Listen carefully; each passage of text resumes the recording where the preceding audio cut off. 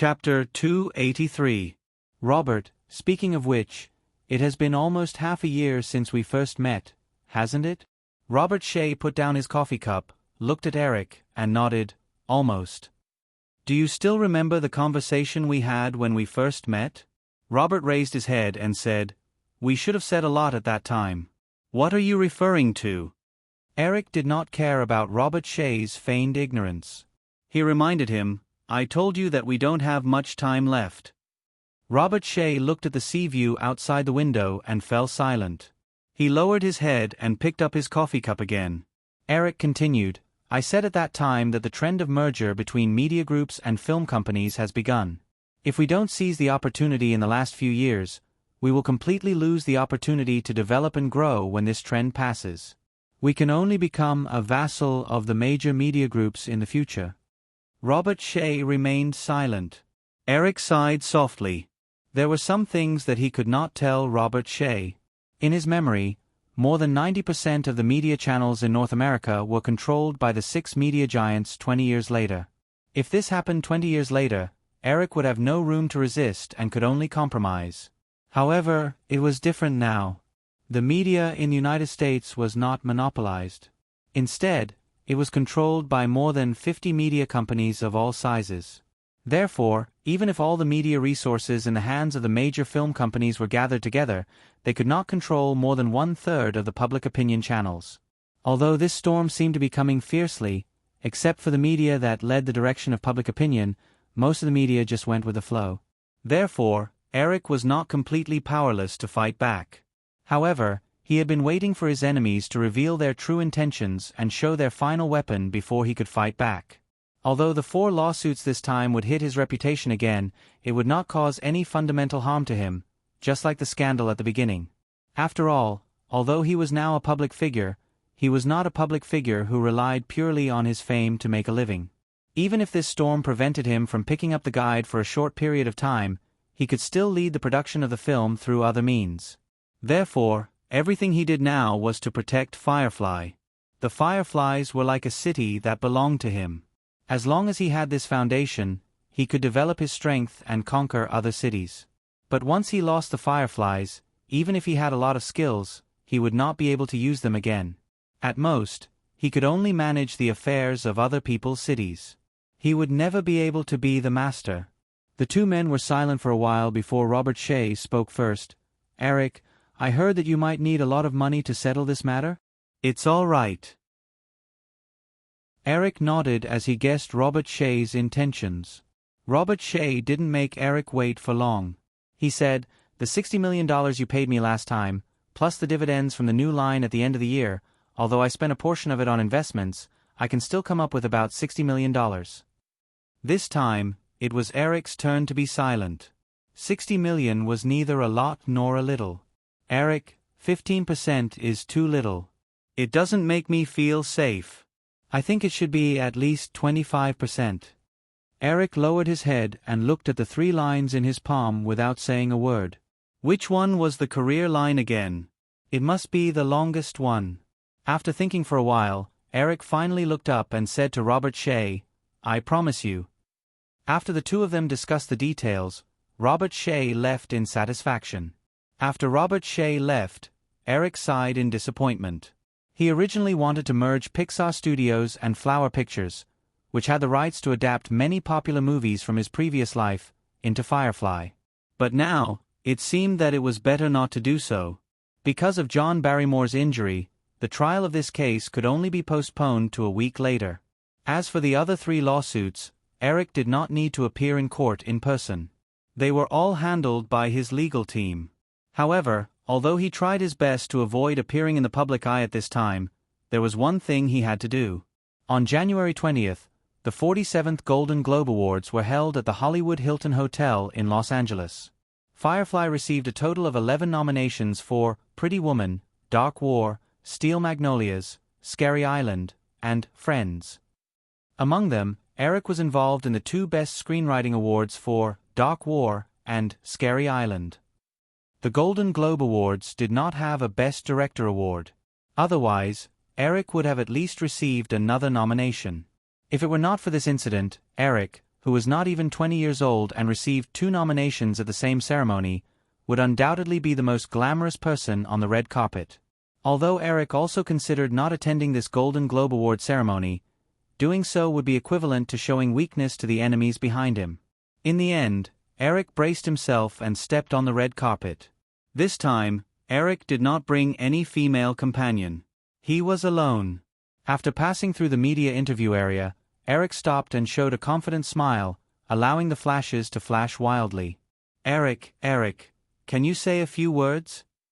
A reporter shouted at this time. Eric gave a non-committal smile, neither agreeing nor denying it. If the other party asked any difficult questions, Eric made up his mind to leave directly. "Eric, you haven't shown up during this time. What are you doing in Malibu Manor? Are you preparing a new script?" Eric was stunned. He did not expect the other party to ask such a question.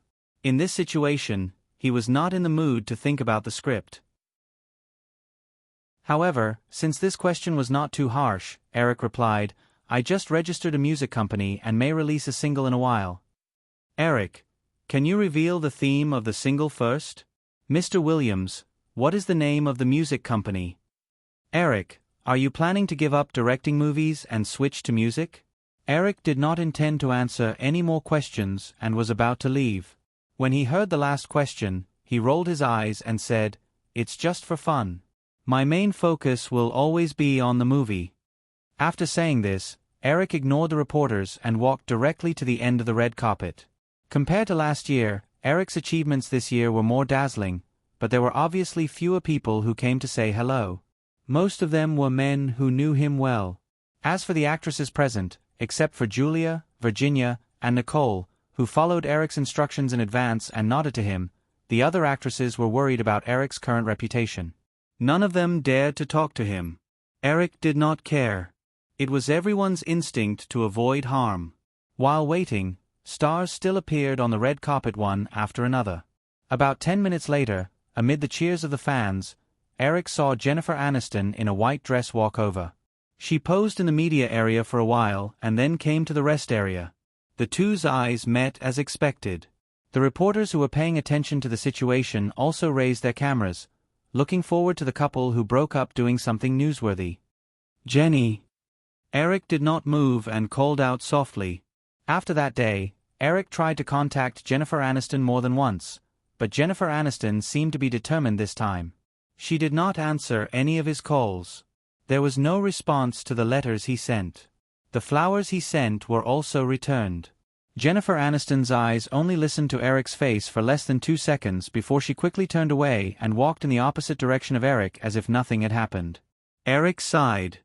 He did not dare to approach her in this kind of situation. He did not care too much about his reputation, but he was thinking about Jennifer Aniston. During this time, because Jennifer Aniston distanced herself from him on the day of the incident, among the few women who were close to him, only Jennifer Aniston basically did not suffer any attacks. If he approached her at this time and news spread that the two were suspected to be back together, it would definitely bring trouble to Jennifer Aniston. "Eric, are you okay?" Noticing Eric's depressed expression, Jonathan Demme, who was standing next to him, comforted him. Eric shook his head and said, "I'm fine." On the other side, Tom Hanks also said at this time, "Eric, I believe everything will pass." "Of course." Eric smiled confidently. In the hall of the ceremony, Eric sat at the table of terror on a small island. Because this table was arranged to be at the back, Eric felt more comfortable and would not attract too much attention. Of course, the world would never revolve around one person. Therefore, the storm that was happening to Eric did not affect the lively atmosphere of this year's Golden Globe Awards. Perhaps they were instructed in advance. This year's host did not make fun of Eric. During the entire award ceremony, Eric's name was not even mentioned. The camera also rarely swept to the table where Eric was sitting. Eric gradually realized that someone was planning to give him the cold shoulder. Therefore, although the movie and TV series related to Fireflies received 11 nominations tonight, it definitely would not win any major awards. Things were just as Eric had expected. Due to the release of Smelling Women, it missed the nomination for the Golden Globe Awards. Therefore, the more important awards such as Charming Woman for Best Picture in the Musical Comedy category and Steel Magnolias for Best Picture in the Drama category went to someone else. The 2 nominations for Best Screenplay related to Eric also missed out.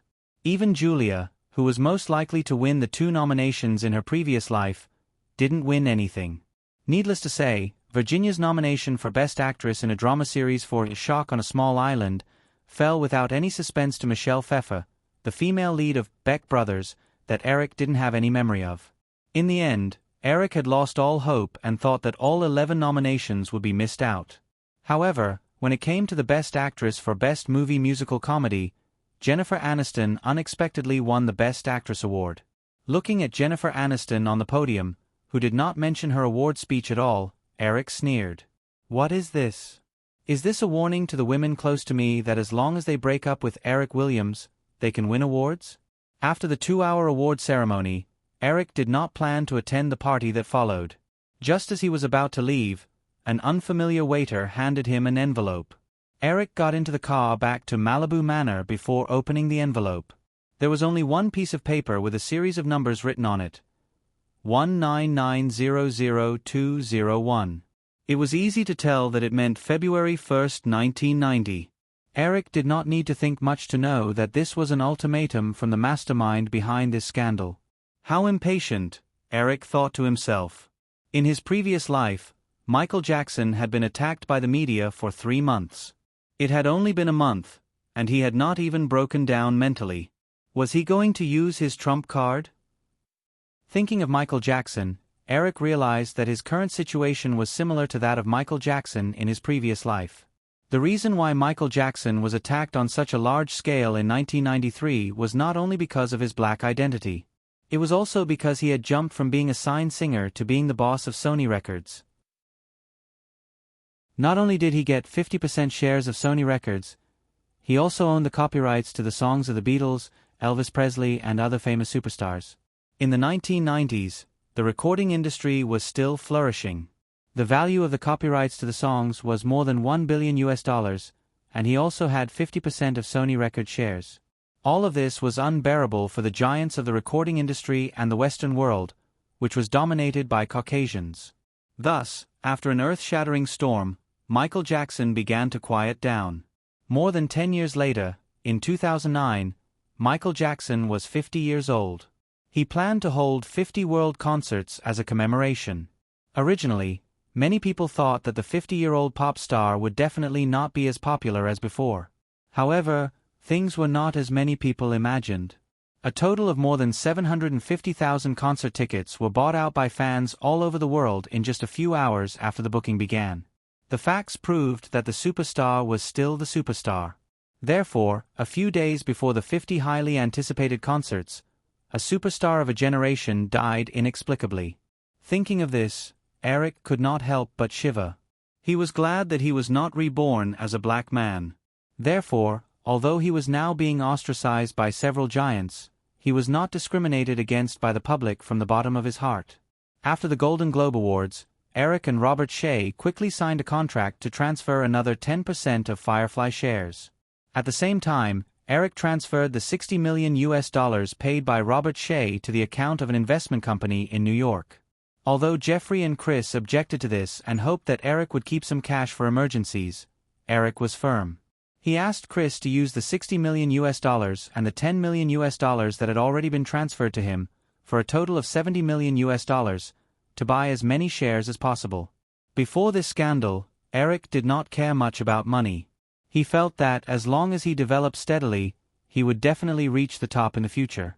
But after the scandal, Eric realized that in the world of capital, money was the most important thing. It was like a protective talisman. If Eric was a billionaire with billions of USD, no matter how young he was, these people would not dare to attack him like this. Time passed day by day. Every day, Eric endured the bombardment from the media. He also heard good news from time to time.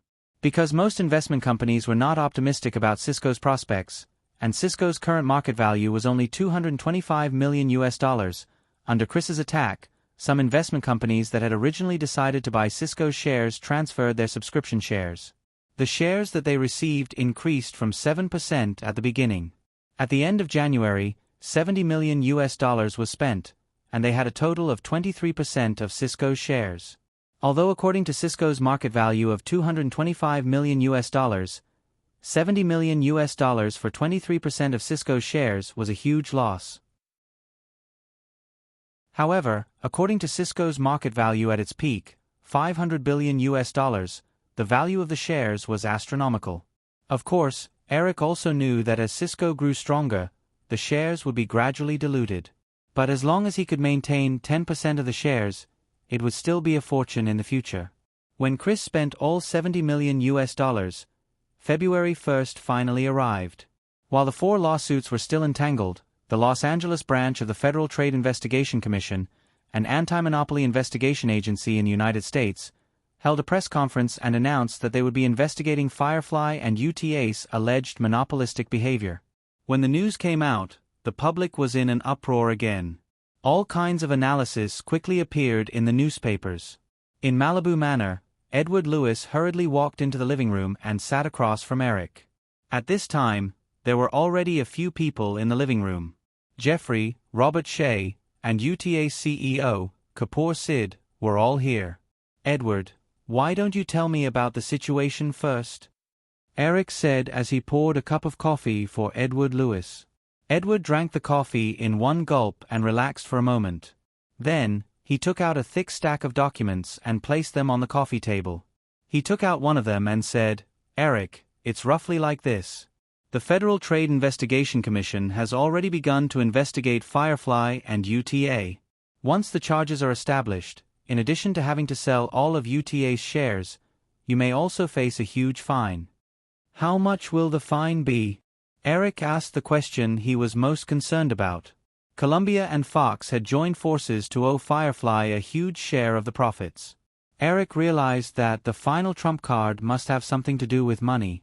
Edward Lewis took out another document and said, "According to the anti-monopoly law, under normal circumstances, the penalty will be based on 20% of the revenue generated by the violating enterprises due to monopolistic behavior. But this number is not fixed, and it's quite flexible. If it's done well, you don't even have to pay a single cent of the fine. You just have to transfer the UTA shares in your hands. But if—" "Edward, sorry to interrupt you. You know, we don't know much about the relevant laws. So, just tell me how much I may have to pay." Okay," Edward Lewis said. "According to Firefly and UTA's violations, you may have to pay a fine of up to $160 million. Eric was shocked. "How can it be so much? UTA's profit today is only a few million?" Edward explained, "Eric, it's not how you calculate it. You should calculate it by combining UTA and Firefly, because UTA and Firefly were both your personal businesses. I got some information from Ms. Carolyn Elliott before. Your total income this year has reached more than $400 million. In addition to the income from the 5 movies that are still in theaters, because UTA and Firefly's violations are not serious, there is no possibility of an increase of 20%. So, in total, you may have to pay a fine of up to $160 million. Eric was stunned and asked, "How long is the time limit for the fine to be levied?" Edward knew what Eric was asking and said, "According to the current situation, this lawsuit will not take more than 3 months. After that, you still have 3 months to pay the fine. By the way, Eric, I just emphasized to you that $160 million is only the worst-case scenario. In fact, under normal circumstances, the fine will be much lower than this, and you may not even have to pay it." "Half a year," Eric muttered to himself as if he did not hear Edward's comforting words. He did not ask Edward what would happen if he did not pay the fine on time. It was obvious that it would be nothing more than freezing his assets and then auctioning them. What were his assets? They were only Fireflies. Moreover, although the profits of the movies at the end of the year may be far more than $160 million, Eric was sure that after these movies were stopped, he would not be able to get this money except for the lawsuit. And by the time he won the lawsuit, half a year would have already passed. Since the situation was irreparable, Eric no longer worried about the gains and losses. He said to the people around him, since it has come to this point, we should fight back. Jeffrey had been suppressing his anger for a long time because Eric lacked trust in others. Therefore, until now, only Jeffrey knew about the videotape he left behind. Eric, what do you need us to do? Just tell us. Hearing Jeffrey's words, the others in the living room also turned their eyes to Eric. Chapter 284. The day after the FTC announced an investigation into Firefly and United Elite Management Agency's alleged monopolistic behavior, Firefly filed a lawsuit in the Los Angeles Superior Court. They demanded Fox to pay back the $29 million of advertising revenue they owed. They also requested the court to terminate the 4 seasons of Friends on the grounds that Fox breached the contract. Barry Diller and Rupert Murdoch could not sit still when they received the news. They called Eric and swore that the incident had nothing to do with Fox. They asked Eric to withdraw the lawsuit and said that they would settle the debt owed to Firefly as soon as possible after Fox's financial audit. Since Fox was still unwilling to admit that he was involved in this matter, Eric couldn't be bothered to shed all pretenses of cordiality. He also poured out his suffering to Fox, saying that he had no choice but to do what he did. Eric hung up the phone with a sneer. He knew that Fox would definitely loosen up on this matter. Although Friends only aired for 1 season, it had already become a signature show for Fox. Just like in Fong Yu's previous life, when people mentioned NBC, the first thing that came to mind was Friends. In Fong Yu's previous life, Friends had earned NBC more than $3 million in advertising revenue per episode since its inception in 1994. Not only that, but because of this signature effect, NBC's overall strength was almost as strong as ABC and CBS combined in the 10 years that Friends aired. 10 years later, due to the end of Friends, NBC did not develop any new American TV series and fell from the #1 spot to the last spot, which was even worse than Fox. After that, NBC did not rise again for many years. From this, it could be seen how important a hit drama was to a television station. What's more, although Fox's strength had risen due to the popularity of Friends, they were still behind the 3 major television stations. If they were not careful, they could be left far behind by the 3 major television stations again. Therefore, Eric was sure that Fox would not be willing to give up such a TV series for less than $30 million. However, Eric did not intend to give in this time. He was not doing this for less than $30 million in advertising revenue. He had made up his mind that if Fox did not compromise, he would continue to fight the lawsuit until Fox gave in and the alliance of the movie giants began to collapse. Or, he would finally get back the broadcast rights of the next 4 episodes of Friends. Among the 7 major movie companies, Fox and Firefly had the deepest conflict of interests. Therefore, it was the easiest to break through. As long as Fox started to compromise, Eric believed that the other major movie companies would not be able to hold on for long. This was because they would realize that if Fox compromised, Firefly would not be in a difficult situation. Plus, Fox's distribution of Home Alone 2 and Sleepless in Seattle could provide Firefly with enough funds. Even if Firefly lost the lawsuit in the end, Eric would not be at his wits' end. In this case, if the other major movie companies continue to persist, they would not be able to get any benefits other than creating an irreconcilable conflict between the 2 parties. Moreover, since it had come to this point, Eric did not hold back anymore. He threw out all the chips in his hand. Barry, you have to hold on. Don't forget, as long as we can succeed in the end, not to mention the copyright of Friends, even the other 2 shows that have been temporarily suspended by Firefly will also belong to Fox.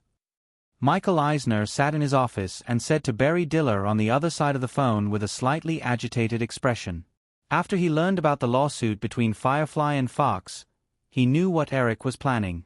Therefore, the moment he received the news, he dialed the phone number of Barry Diller's office.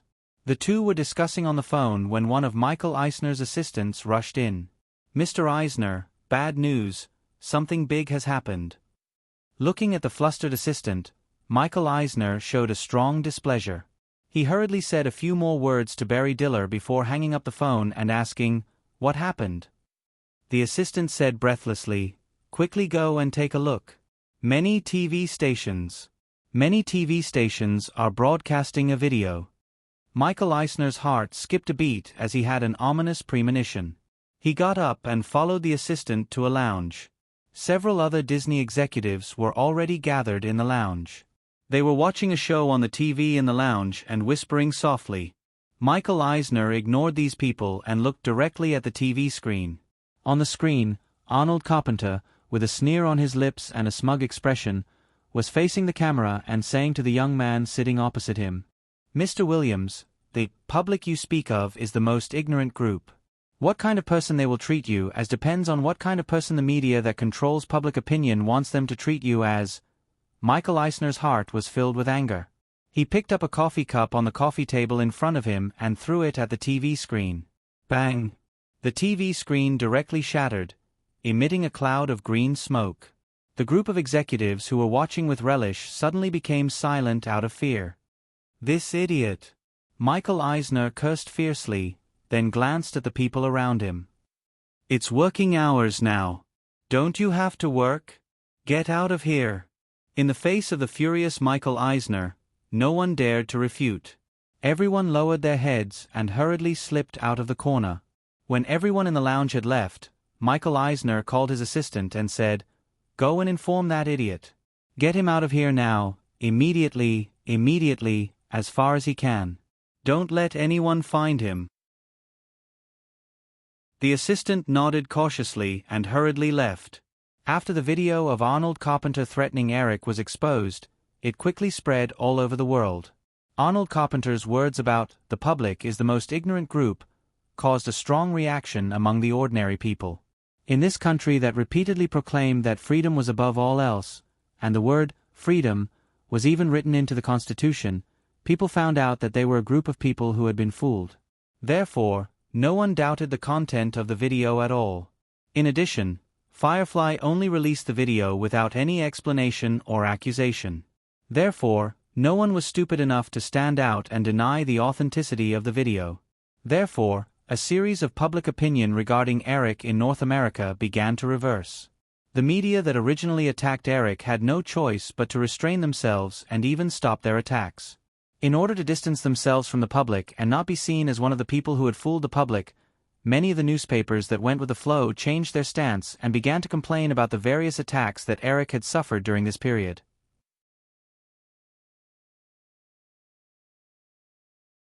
Chapter 285. Since the release of the video, the direction of public opinion began to reverse. The North American media was still a little reserved at first, but the British media on the other side of the Atlantic, including several British newspapers controlled by News Corporation, changed their stance and supported Eric. As for the reason, of course, it was Eric's identity as a British citizen. At least, the British media thought so. Just like as long as a British actress became famous in Hollywood, regardless of whether the actress became a British citizen or not, she would be called the Rose of Britain. As an 8-year-old Hollywood director who still retained British citizenship and created a series of box office miracles, Eric became the pride of the British people before the storm. This could be seen from the excellent box office results of several films directed by Eric in the United Kingdom. Therefore, after the storm began, although the British media also followed the trend and attacked Eric, most of the media used a tone of disappointment at their own child's failure to live up to expectations. Now, the British media thought that their child was killed, but it turned out that this was actually a trap. The mood of the British media was imaginable. On the day the video was released, the famous British Guardian published an article on the front page, which summed up the various attacks Eric had suffered during this period as the most serious public opinion persecution at the end of the 20th century. In just 1 year, Eric Williams left a series of classics for the world film industry, which is very rare in the entire world film history. His Home Alone brought laughter to children all over the world. His Pretty Woman and Sleepless in Seattle brought the longing for love to young men and women. His Dark War made us experience a soul-stirring confrontation between good and evil. His Island Horror made us realize that horror movies without blood and violence could still make people shudder. And it was such a talented young man, because of his miraculous rise, who suffered a series of heart-wrenching public opinion persecution in the 20th century. If we investigate carefully, we will find that the series of scandals about Eric Williams in the media for more than a month are basically groundless fabrications based on a few groundless photos, and the lawsuits that Eric Williams is facing are completely manipulated behind the scenes by people with ulterior motives. It is hard to imagine that in a country like the United States, which always clamors that freedom is above all else, the media and public opinion would be so unrestrained. This is a kind of irony. After the Guardian article was published, the argument that Eric was suffering the most serious public opinion persecution in the 20th century was quickly recognized by many media outside the United States and quickly spread back to North America. Most of the American media, which was just following the trend, quickly accepted this point of view. At the same time, they began to defend Eric. However, after this incident, the ones who reacted the most intensely were not the media, but the ordinary people. Since ancient times, countless historical facts had proven a truth, and that was that although ordinary people were the easiest group to fool, they were also the group that could not be bullied the most. The words of Ron Carpenter in the video were undoubtedly a provocation to the American people who always pursued freedom and transparency. Therefore, in just 3 days, through the organization of Eric's fans scattered across North America, in more than a dozen major cities in the United States, such as New York, Washington, Los Angeles, Seattle, Chicago, and Philadelphia, there were groups of people who supported Eric and asked the federal government to investigate the public opinion persecution storm. Although the number of people in each city was small, even in Los Angeles, the base of Hollywood, there were less than 2,000 people who participated in the demonstration. However, the scope involved almost all of the major cities in the United States. Even the stupidest person knew that if the federal government ignored this matter, it would definitely expand and eventually reach a point where it would be out of control. While the federal government was still urgently discussing countermeasures, Eric was almost completely speechless after the storm.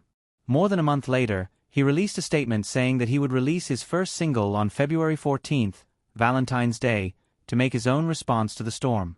At the same time, all the income generated from the release of this single would be donated to the Legal Aid Foundation in North America to help the vulnerable. Responding to the injustice with a song, this kind of thing had never happened before. At the same time, regardless of whether they were Eric's fans or not, they were greatly looking forward to this matter. Several major record companies in North America, who keenly sensed the business opportunity, all contacted Eric at the first moment, requesting the distribution of this single with the most favorable conditions. The federal government, which seemed to realize something, officially held a press conference on February 13th, announcing that a special investigation team would be set up to thoroughly investigate the series of attacks that Eric Williams suffered during this period of time. February 14th, in the midst of the carnival of couples across the United States, but on this night, in many cities in North America, the number of couples who went out shopping, going to bars, and watching movies seemed to have decreased a lot. Many people found the radio that had been thrown into the storage room. After some tuning, they found the channel they wanted. Of course, there were also many people who didn't have tape recorders. Therefore, on this day, the sales of tape recorders, which had been bleak because of the popularity of TV, reached a peak. Many stores even had tape recorders in stock. After the event, after some incomplete statistics by some meddlesome media, more than 2.6 million tape recorders were sold in the United States on this day, far exceeding the annual record of millions of TV sales caused by the Super Bowl. In a villa in Beverly Hills, Michael Eisner, who had been busy all day, finally returned home. Since Eric exposed the video, Michael Eisner was keenly aware that in the past month, he and several other movie giants had made a series of actions against Eric, but they would all be in vain. Moreover, as the initiator and the main executor of this incident, after people supporting Eric appeared in major cities across the United States, Michael Eisner had to personally clean up a series of evidence of the previous actions, and in order to give the federal government an explanation, he specially arranged several newspapers as scapegoats. Sitting on the sofa in the living room to rest for a while, Michael Eisner looked at his watch, whispered to the servant, found a radio, and walked silently into the study. At the same time, countless people in North America did the same thing before 8 o'clock in the evening. At 8 o'clock sharp, a music show on the Federal Public Radio officially began. Hi, everyone, I'm everyone's good friend, Matthew Lassater.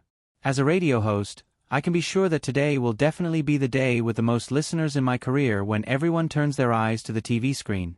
You may not know, but since I started work, in just over 2 hours, I've listened to the same song more than 20 times. That kind of blood-boiling shout is probably the most exciting tune I've heard in my life. Wow, wow, wow, my boss is cutting his throat at me through the glass. Well, in order not to be fired, I'll say one last thing. This is the program Music Paradise on the Federal Public Radio. I'm your host, Matthew Laseda. Next, let's listen to the new song New Divide that the famous director, Eric Williams, will bring to us. After the host's voice fell, after a short silence, the sound of drums sounded from afar, followed by a series of rapid piano, drum, and guitar sounds. The pitch was getting higher and higher, with an inexplicable power that shook people's hearts. The prelude lasted for more than half a minute. Before the song started, countless people in front of the radio felt a resonance and tremor from the depths of their souls. Michael Eisner, who seemed to have not experienced this feeling for a long time, sat in his office chair in his study. His fingers on the desk unconsciously tapped a few times along with the tune on the radio, but soon froze. Although there was no one else in the study, Michael Eisner's face still showed a trace of embarrassment and embarrassment. However, the music on the radio did not change because of Michael Eisner's reaction. Eric's voice quickly came out of the radio. I remember that day, the sky was covered with dark clouds, thunder, and lightning.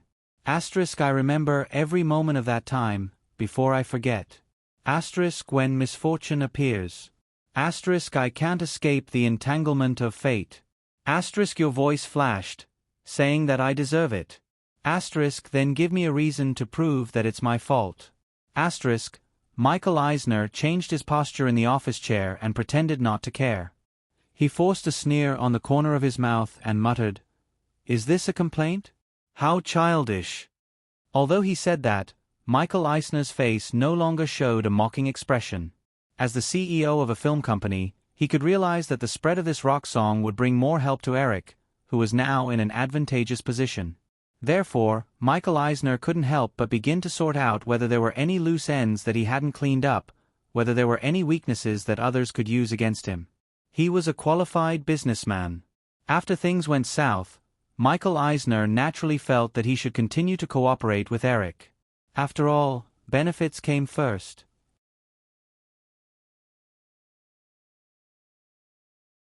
Chapter 286. In another villa in Beverly Hills, Jennifer Aniston walked around in front of her daughter's door.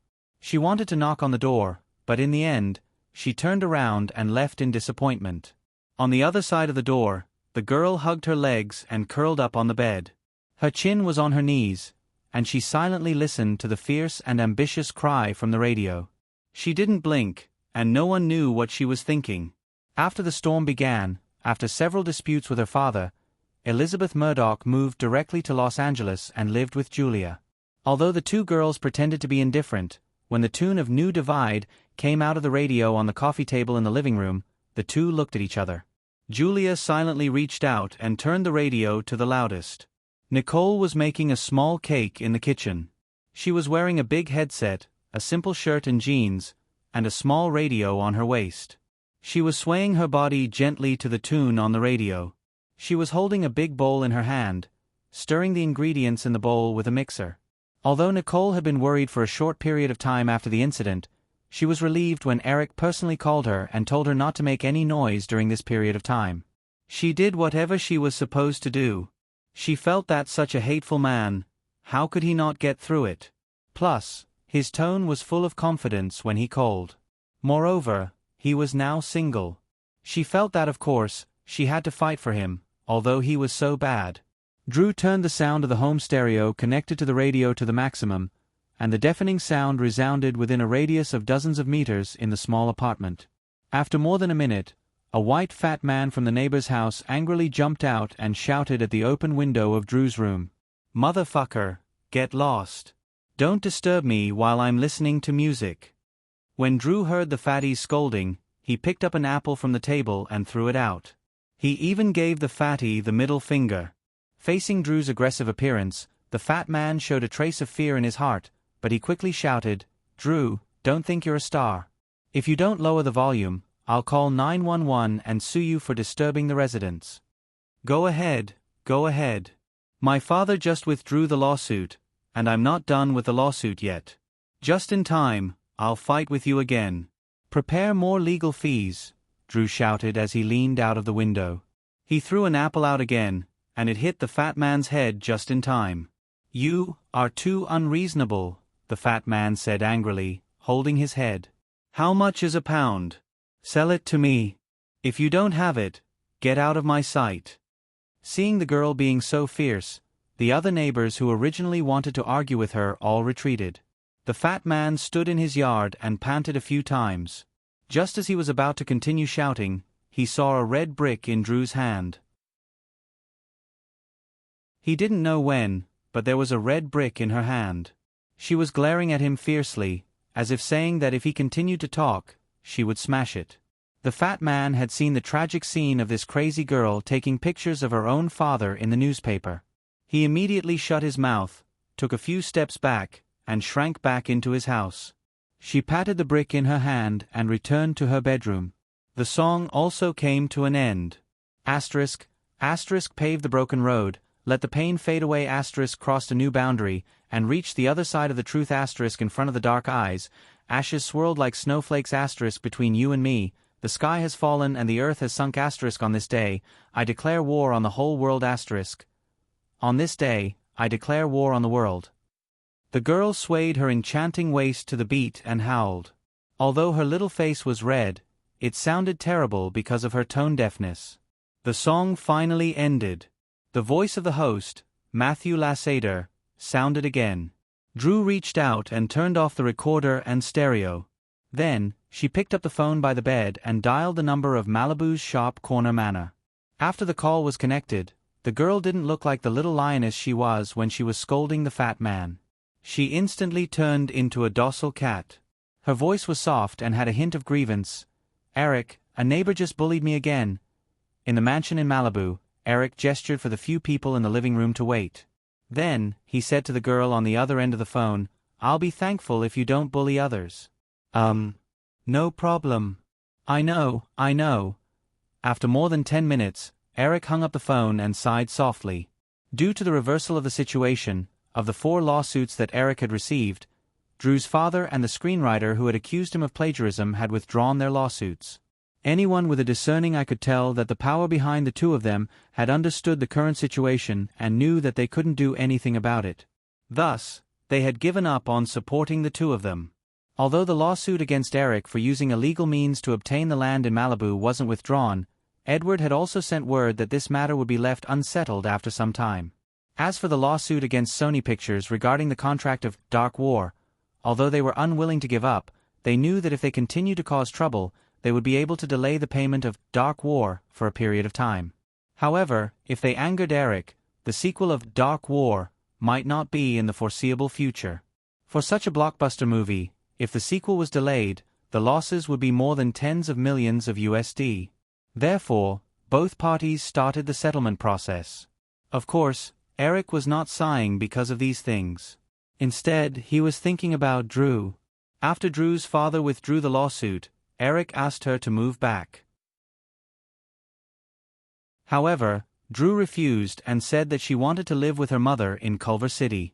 Eric knew that this was because the girl did not want to cause any more trouble for him. Therefore, whenever the girl called, Eric would patiently chat with her on the phone.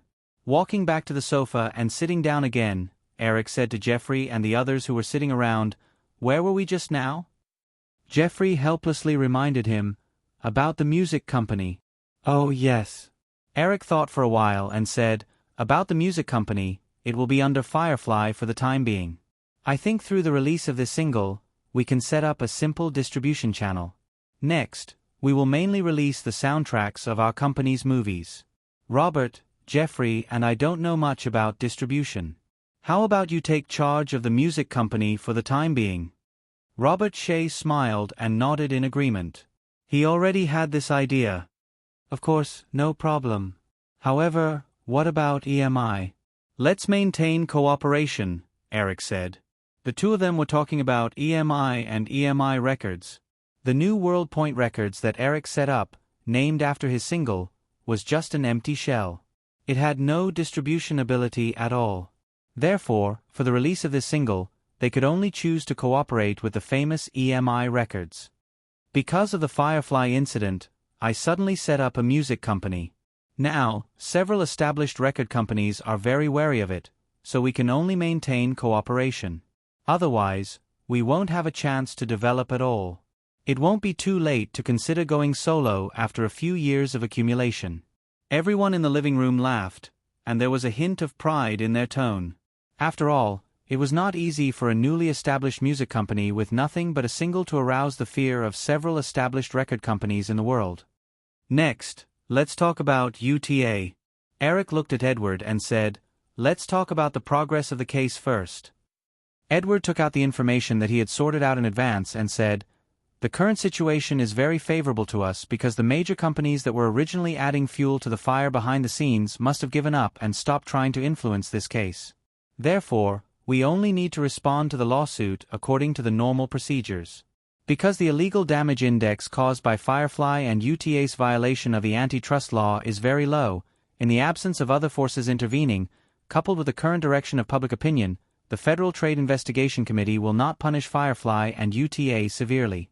Even if they pay a fine, I think it will only be symbolic. What you need to do is to get rid of UTA's shares as soon as possible." After listening to Edward, Eric looked at Kapoor, who was sitting on the other side, and asked, "Kapoor, what are your thoughts now? I mean, do you want to take over UTA completely?" Kapoor smiled bitterly and shrugged. "Of course I want to, but unfortunately, I can't afford it." Eric fell silent. Since the start of the antitrust investigation, the three major North American management companies, CAA, WMA, and ICM, had all offered him a purchase price. ICM's offer was as high as $30 million, and the other two offered more than $20 million. One must know that Eric bought UTA for a mere $1 million a year ago.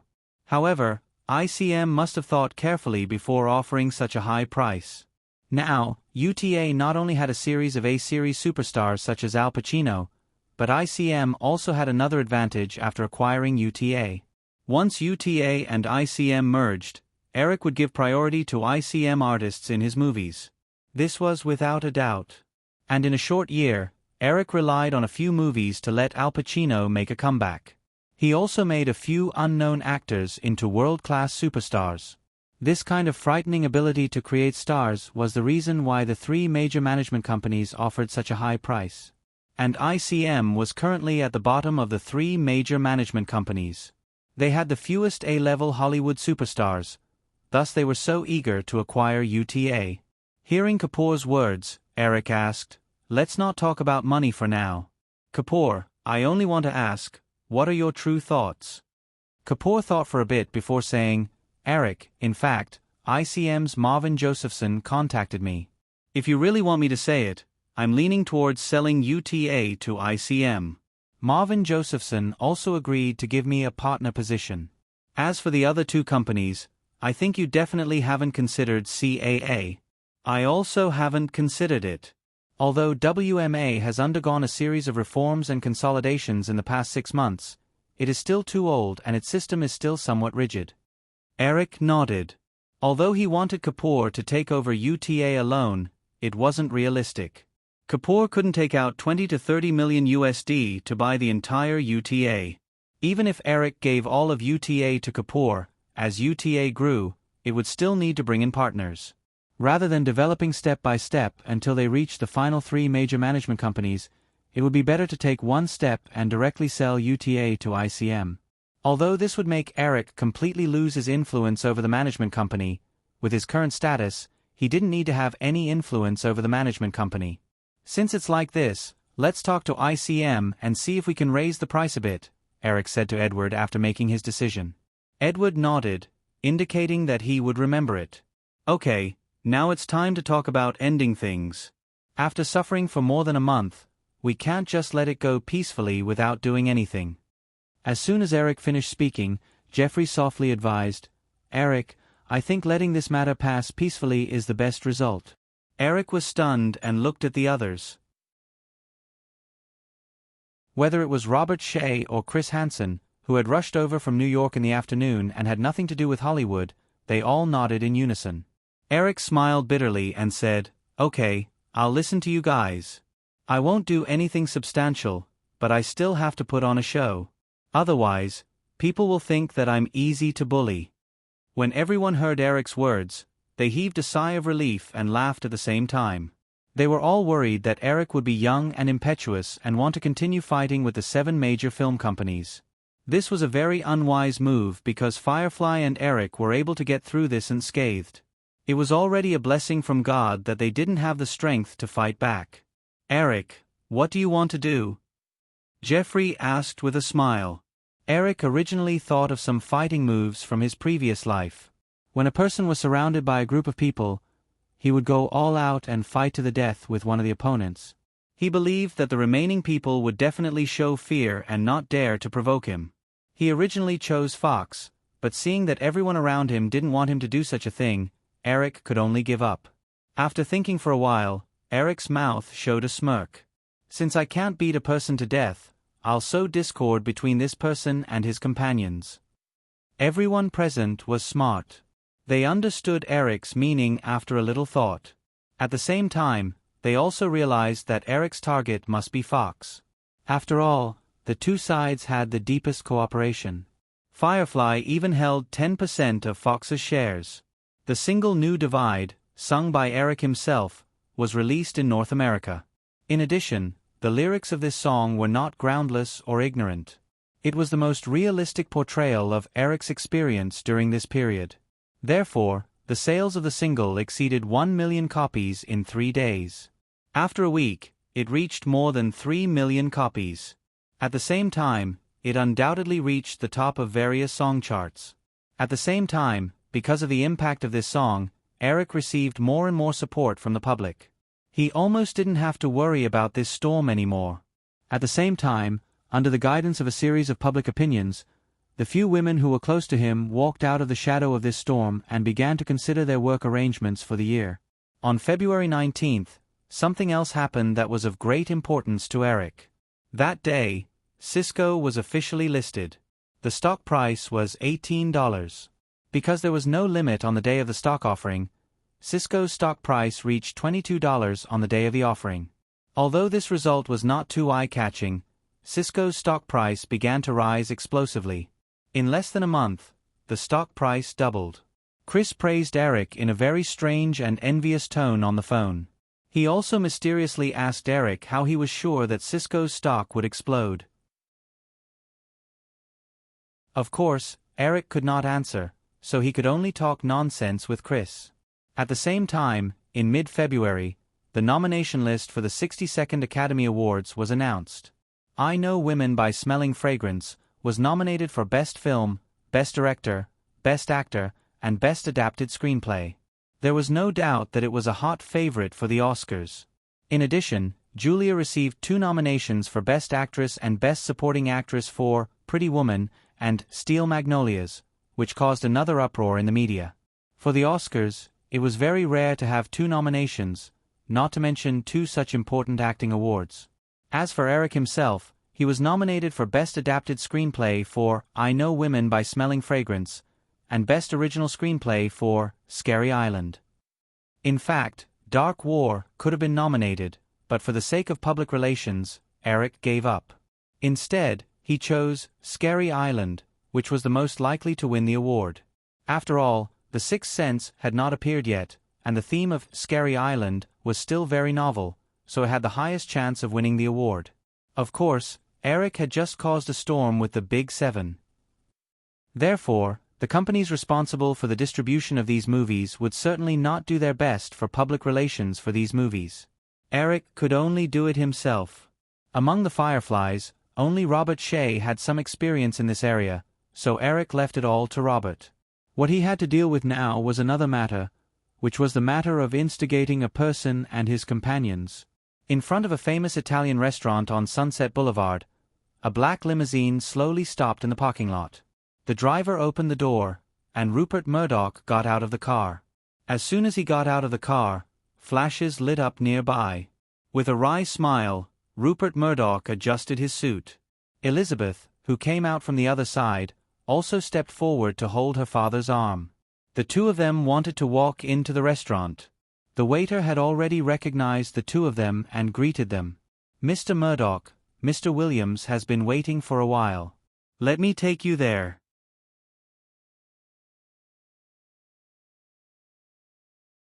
Chapter 287. After being reminded by the waiter, Eric stood up, only to see that it was not only Murdoch, but also Elizabeth, who was holding her father's arm. The girl looked at him with a faint reproach. Obviously, Elizabeth also knew that Eric had chosen this place to embarrass her father. After all, she was a woman who had an intimate relationship with him, so Elizabeth's angry expression made Eric feel a little awkward.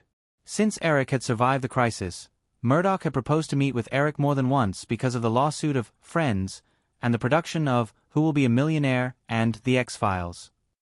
After some hesitation, Eric agreed and refused the suggestion of going to the Murdoch family manor. He also did not invite Murdoch to his Malibu Point manor. Instead, he chose this restaurant on Sunset Boulevard in the downtown area. Not only that, but Eric also specifically asked someone to inform the paparazzi. As long as the fact that Murdoch took the initiative to contact him was exposed, then not only would the media think that Fox was taking the initiative to bow to Eric, but the other major film companies would definitely have bad ideas about Fox and treat Fox as a traitor to the alliance of the 7 major film companies. However, Murdoch was obviously not someone who was easy to deal with. Not only did he pull in his daughter, who had a somewhat different relationship with him, but he also pretended to be old and weak and needed someone to support him. After some slight exaggeration, Eric would definitely be portrayed as a young and inhumane person who would only give up if an old man personally came to beg him. Eric cursed helplessly in his heart. He really wanted to pick up a cup of coffee and pour it on Murdoch's head. This old man was not even 60 years old. As a transmigrator, Eric clearly remembered that Murdoch was still energetic in his 80s in his previous life.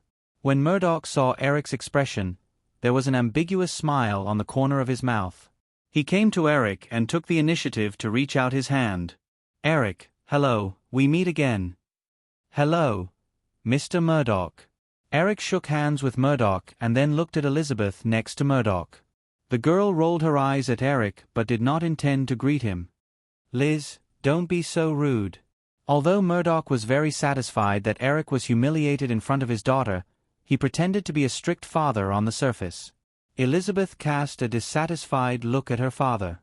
Although she was very dissatisfied with Eric's insistence on choosing this place for the meeting, she did not agree with her father's approach.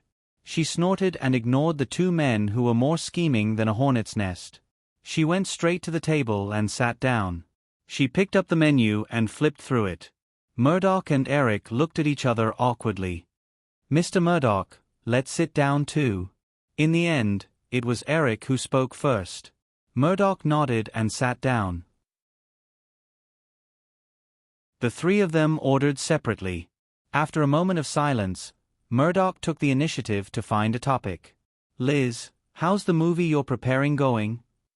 Elizabeth, who had been folding the napkin in front of her with her head down and had made up her mind not to speak, heard her father directly ask her. She had to say in a muffled voice, "It's all ready. The shooting will start at the end of the month." "Oh." Murdoch nodded and said, "I heard that the female lead is Jodie Foster. She seems to have good acting skills. This movie will definitely be wonderful." Elizabeth looked up at Eric and said, "Yes, someone recommended that I let Jodie Foster play the female lead. After the audition, I thought she was good, so I agreed." Murdoch saw his daughter glance at Eric. Without thinking, he knew who recommended the female lead. He looked at Eric with a smile and said, "Eric, why don't Firefly distribute this movie?" Eric raised his eyebrows. Before he could say anything, Elizabeth glared at her father with dissatisfaction. "Dad," Eric said, "Mr. Murdoch, it doesn't matter if Firefly distributes it. It's just that our overseas distribution channels are not complete. I'm afraid it will limit the box office performance of this movie." Eric finally spoke the truth, but Murdoch took Eric's words as proof that he was not optimistic about the movie. He knew that Firefly's distribution capacity was limited. He thought that Eric did not want to use limited distribution resources on a movie that he was not optimistic about, so he, tactfully, refused. In fact, Murdoch himself had also read the script of The Silence of the Lambs, that his daughter was the producer of. After all, Elizabeth had invested nearly 20 million yuan in this movie. Except for the 6 million that Julia and Drew put together, all the other investments were borrowed from him, her father. Although Murdoch was very controlling and refused to hand over the power of News Corporation to his children even though he was in his 80s in the parallel universe, he never mistreated his children in other aspects, such as finances. Elizabeth had found her life goal as a movie producer. Of course, Murdoch was happy to support her and readily took out the investment. As for whether it would make money or not, he did not consider it at all. He just regarded it as training his daughter's ability. Moreover, although Murdoch did not know much about movies, he knew that this script was an X-rated horror movie. This type of movie rarely achieved high box office sales, and it was difficult for it to be recognized by awards. Therefore, he just proposed to let Eric's Firefly distribute this movie. As for the purpose, it was still the same as before. He wanted to matchmake Eric and Elizabeth. Eric had now survived the biggest crisis. In the future, as long as he continued to fight steadily, he would definitely achieve great things in the media industry. If such a man could become his daughter's husband, it would definitely be of great benefit to News Corporation in the future. Moreover, when Eric was attacked some time ago, his daughter had quarreled with him. Therefore, Murdoch was sure that his daughter had feelings for Eric, and the degree was very deep. Since there was such a foundation, of course, they had to interact more to be able to bear fruit, right?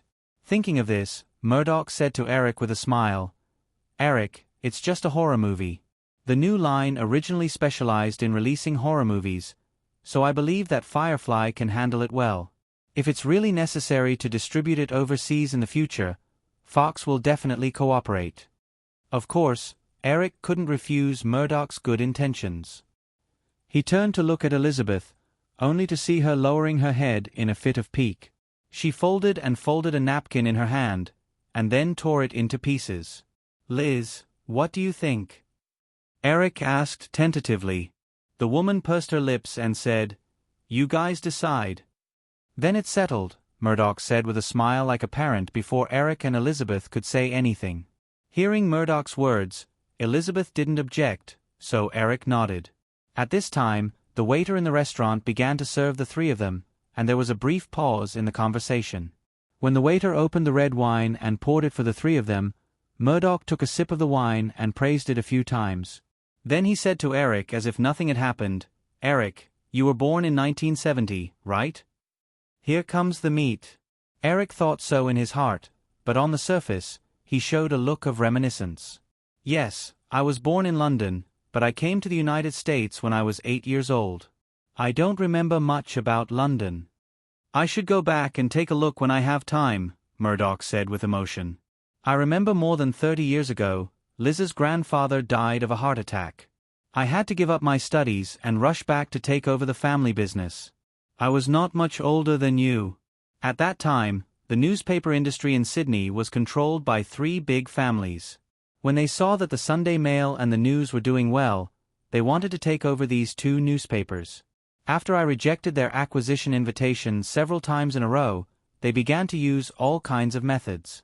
Within a year, the newspaper company I ran received almost more accusations and lawsuits than the previous years combined. I even received death threats. But I did not give in. It took me 20 years to not only develop my newspaper company into the largest media group in Sydney, but I also bought the company of my former enemy." Although Murdoch saw that Eric was pretending as if nothing had happened, he knew that Eric was definitely listening to him, so he continued, "So, Eric, what you've been through during this period of time can't be any more normal. Therefore, I think you still have to look forward, don't always care about these things." Eric smiled and looked up. "Of course I'm looking forward, Mr. Murdoch. Otherwise, we wouldn't be sitting here so peacefully today." "Then," Murdoch said tentatively, "drop the lawsuit regarding Friends. Also, there's no need to rush The X-Files, but Who Will Become a Millionaire, which was originally scheduled to be broadcast in March, is already at the end of February, and there's still no news from the entire team. Eric, I think you should hurry up. I think it would be a very good time to use a month of publicity from now on and launch this show after the Oscars at the end of the month. I think so too. Eric swallowed the food in his mouth, wiped the corners of his mouth with a napkin, and stared at Murdoch. However, Mr. Murdoch, you just said that after you became the #1 newspaper group in Australia, you bought your former enemy. So, what should we do this time? Firefly's 5 movies at the end of the year will have a box office loss of no less than $100 million because of this storm. Firefly's loss will be no less than $30 million because of this, but I still don't know who my enemy is.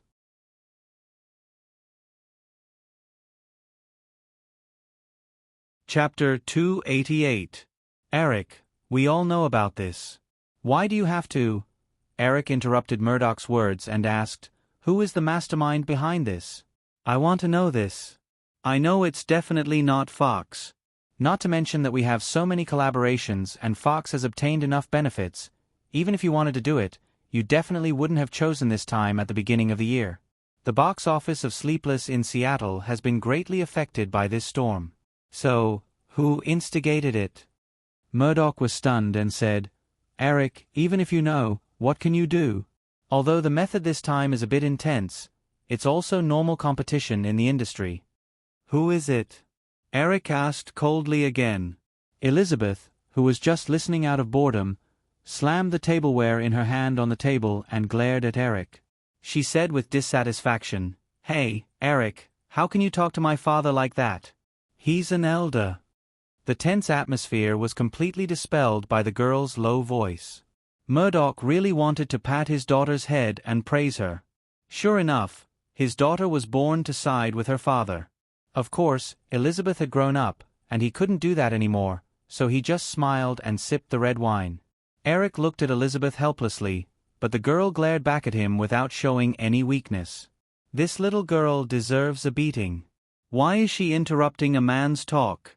Eric took a deep breath, softened his tone, and said, Mr. Murdoch, the box office of Home Alone 2 is still very bright this time. Although it's not as good as the first one, the global box office is no problem for it to exceed $300 million. Also, according to Stu's current age, this sequel can be made at least 3 more times. What do you think? Michael Eisner, Murdoch blurted out without hesitation. Elizabeth looked at her father in astonishment. Isn't it too shameless to sell out your teammate? To think that I even helped you out of that situation just now. Glancing between the 2 hateful men, the girl puffed up her cheeks and drank the red wine in a fit of pique. At the same time, she swore in her heart that no matter what happened next, she wouldn't speak again. Eric, however, did not notice the girl's actions. His heart was filled with shock. During this period of time, he had thought about it more than once. The mastermind behind this could be Warner, Universal, Columbia, or even Paramount, which was not doing very well. His suspicion of Disney's Michael Eisner was the least. In fact, his suspicion of Disney's Michael Eisner was even lower than Fox's. After all, although he didn't have much contact with Michael Eisner had always shown great appreciation for him in front of him. Moreover, Disney was very sincere in their cooperation with Island Horror and Steel Magnolias. Seeing Eric's incredulous expression, Murdoch said, Eric, if you don't believe me, you can verify it. This matter has already passed. There is no need for me to lie. From the beginning, this matter was led by Michael Eisner, and he was in charge of many things. We just tried our best to cooperate. How? How could this be? Eric murmured to himself in disappointment.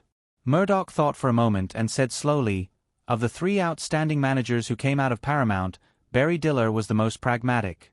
He felt that as long as he did well, he would definitely be able to get enough returns. Therefore, I felt that he was also the most naive. That's why I felt at ease letting him take charge of Fox. Jeffrey Katzenberg, on the other hand, was most devoted to film production. He put most of his energy into film production, so he was not suitable to be the helmsman. As for Michael Eisner, he was the most unscrupulous. He would do anything to develop his career. Therefore, I feel that Michael Eisner will definitely have the greatest achievements out of the three of them in the future. However, I don't think I can control this person, so I've never thought of recruiting him under my command. Eric sighed and shook his head. I just think it's too surprising. For some reason, Murdoch couldn't help but defend Michael Eisner. Eisner just did what the most standard businessman should do. Yes, a typical businessman, Eric said with a self-deprecating smile. Then, Eric, about the Home Alone series. Firefly can directly sign a distribution contract with Fox for the next 3 Home Alone series. However, I won't be the director, but I will be the producer. Murdoch looked happy and worried at the same time. Eric, why don't you come in person? I'm a little tired of making 2 movies in a row, so I want to save time to make other movies. Moreover, the star of Home Alone is Stuart Runkle. So, as long as the style of the movie remains the same, it won't be a problem for anyone to direct it. Eric answered. Although that was part of the reason, the main reason was that only 2 Home Alone series in his previous life had been a huge success. The third one was a flop because Macaulay Culkin had grown up and changed the lead actor. Although Eric had chosen the right actors and Stuart was only 9 years old and could continue filming, Eric didn't have any confidence in the future of the series. So, he generously signed a distribution contract with Fox for the next 3 movies. When Murdoch heard Eric's explanation, he couldn't find a reason to refute it. Most Hollywood directors at Eric's level didn't like to make sequels. So, he easily accepted Eric's explanation. Eric, although you don't want to direct it personally, I hope that you can continue to be in charge of the script, Murdoch said. Eric nodded. I will definitely participate in this. At this time, the 3 of them had finished their dinner. The waiter removed the cutlery and replaced it with coffee. Since Eric had gotten the answer he wanted, Murdoch and Eric started to discuss the Fox shows. After all, Firefly was a shareholder of Fox. Eric readily agreed to supervise the production of Who Will Be a Millionaire and guarantee that it would be broadcasted at the end of the month. In fact, Who Will Be a Millionaire was already well prepared. Even the question bank was almost ready. If it wasn't for this storm, it might have been released at the beginning of March. The situation with The X-Files was similar. The first episode should have been completed by now. Although Firefly's delay also violated the contract signed by both parties, Fox originally thought that if Firefly gave in, they could take over the complete copyright of the shows. Therefore, they didn't react too much to Firefly's breach of contract. Now that the 2 sides had reconciled, Fox couldn't pursue this matter anymore. They just skipped over this matter in a few words. After the discussion, Murdoch took a few sips of coffee and asked nonchalantly, Eric, do you have a movie plan for this year? How many do you plan to make? Hearing this question, Elizabeth, who was originally absent-minded, also looked at him curiously. Eric slowly took a sip of his coffee. He thought for a moment and said, 2. One of them has already been confirmed, but the script is still in a deadlock. The price that the scriptwriter asked for is a little ridiculous. Plus, I haven't found the time to talk about the script yet. Is it the script about the ghost? Elizabeth couldn't help but interject. Eric looked at the girl curiously. Has this news spread so widely? Being stared at by Eric, the girl's face turned slightly red. She said, I heard that you are quite optimistic about this script, so I also asked around. Eric could tell at a glance that Elizabeth must have wanted to steal the script, but it certainly didn't succeed. As if her thoughts had been seen through, the woman became even more embarrassed, but she continued, But when I got someone to contact the screenwriter named Bruce Joey Robin, he said that the script had already been sold. Eric suddenly stood up in surprise and looked at Elizabeth. Sold? Yeah, didn't you buy it? Elizabeth looked up at Eric and asked in confusion. Sorry, I need to make a few calls, Eric said to the 2 of them. He picked up his mobile phone and walked to a corner not far away. Looking at Eric, who was standing not far away and dialing incessantly, Murdoch asked his daughter, Liz, what's the script? The girl looked at Eric's back and said to her father with some schadenfreude, It's a love story. I didn't get to see the full story, but I heard that it's about a bank employee who was murdered by his colleague and turned into a ghost. Then, he protects his girlfriend and takes revenge. Anyway, that's about it." Murdoch looked at Eric, his eyes flashing. No one knew what he was thinking. After a while, Eric returned to his seat with a disappointed look. Murdoch drank his coffee calmly and had no intention of speaking. Then Elizabeth said, "Eric, who bought it?" "Michael Eisner," Eric said helplessly. The girl asked again, "Then what are you going to do?" What could he do? Eric could almost imagine that with Michael Eisner's shrewdness, he definitely wouldn't rashly let Disney film the script themselves. Instead, he planned to use it to cooperate with him.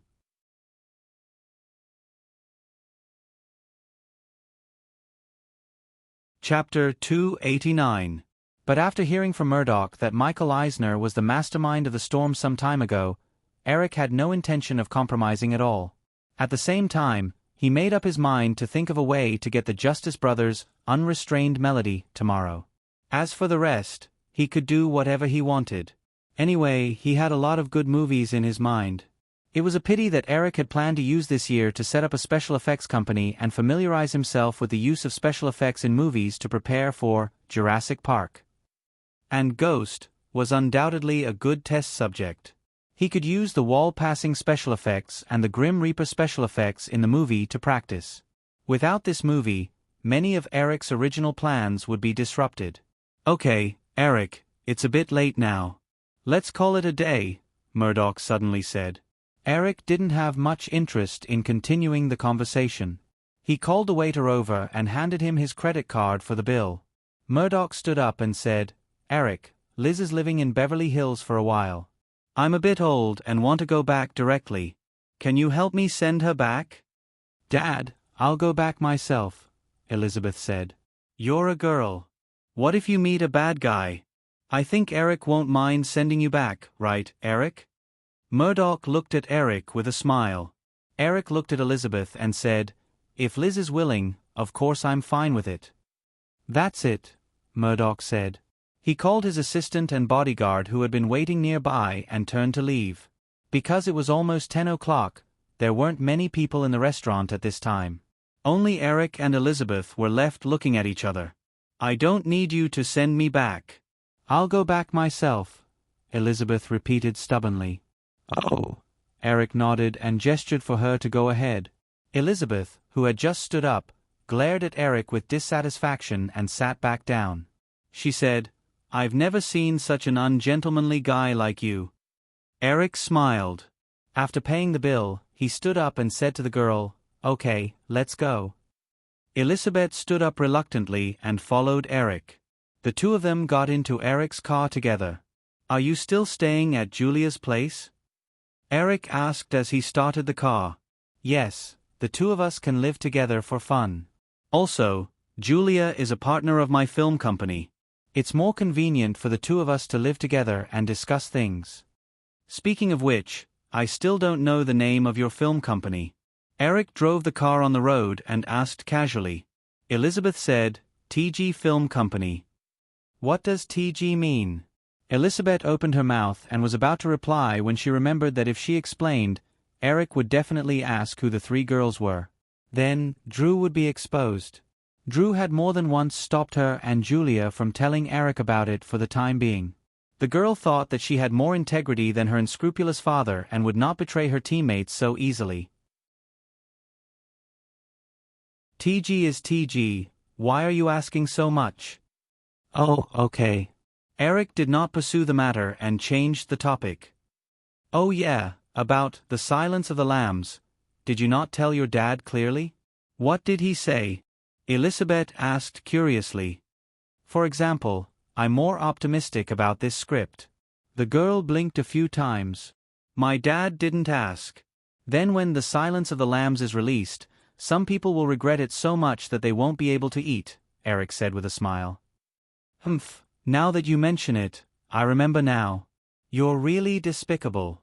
You actually secretly bought the rights to Golden Jade Alliance from Fox. I heard that this movie has sold more than 1 million videotapes. My dad called Barry Diller and scolded him." Some executives at Fox lost their jobs. Eric shrugged. This is business. Besides, you guys bought it voluntarily. I didn't steal it. The girl was dissatisfied. We haven't signed the contract yet. Don't think that I'll definitely let your small company distribute The Silence of the Lambs. Eric stopped the car at a red light and casually looked out the window. Up to you. Besides, it might not sell well. Maybe you'll cry when the time comes. If that's the case, I won't be the only one crying, Elizabeth said. Seeing that Eric did not respond, the girl continued, Let Firefly distribute it in North America, but I want 35% of the profits. I'll let Fox handle it overseas. 20%, Eric immediately bargained with a smile. The girl raised her fist and punched Eric on the shoulder. 35%, or I'll give it to Fox. How about 21%? F***ck off. Just as the girl was about to speak again, a silver convertible behind Eric's car started honking crazily. A few young people in the car shouted crazily, Hey, the light's green. Hurry up and drive. Eric looked at the rearview mirror helplessly and slowly stepped on the accelerator. When the silver convertible passed by, a few young people shouted provocatively at Eric's car window. Eric ignored them and continued driving at his own speed. The silver convertible quickly overtook them. Eric originally thought that the other party would drive away, but the other party quickly slowed down and started to run parallel with Eric's car. Hey, beauty, how about we go for a ride in our car? A young man with an afro asked Elizabeth, who was in the front passenger seat. Eric glanced out the window and pressed the button to raise the window. Elizabeth did the same, but her small mouth said, You're really weak. The lady next to you is being harassed, but you don't even dare to fight back. Eric glanced at the girl and said, If you were bitten by a dog, would you bite back? You are so vulgar. Elizabeth angrily turned her head to the side and decided not to pay attention to Eric. Eric did not take it to heart and focused on driving. Although Eric had raised the window, the young people in the convertible still refused to leave. They sped up and slowed down, circling around Eric's car, and from time to time made all kinds of provocations. Eric looked out the window. He was not far from Elizabeth's house, so he decided to ignore them.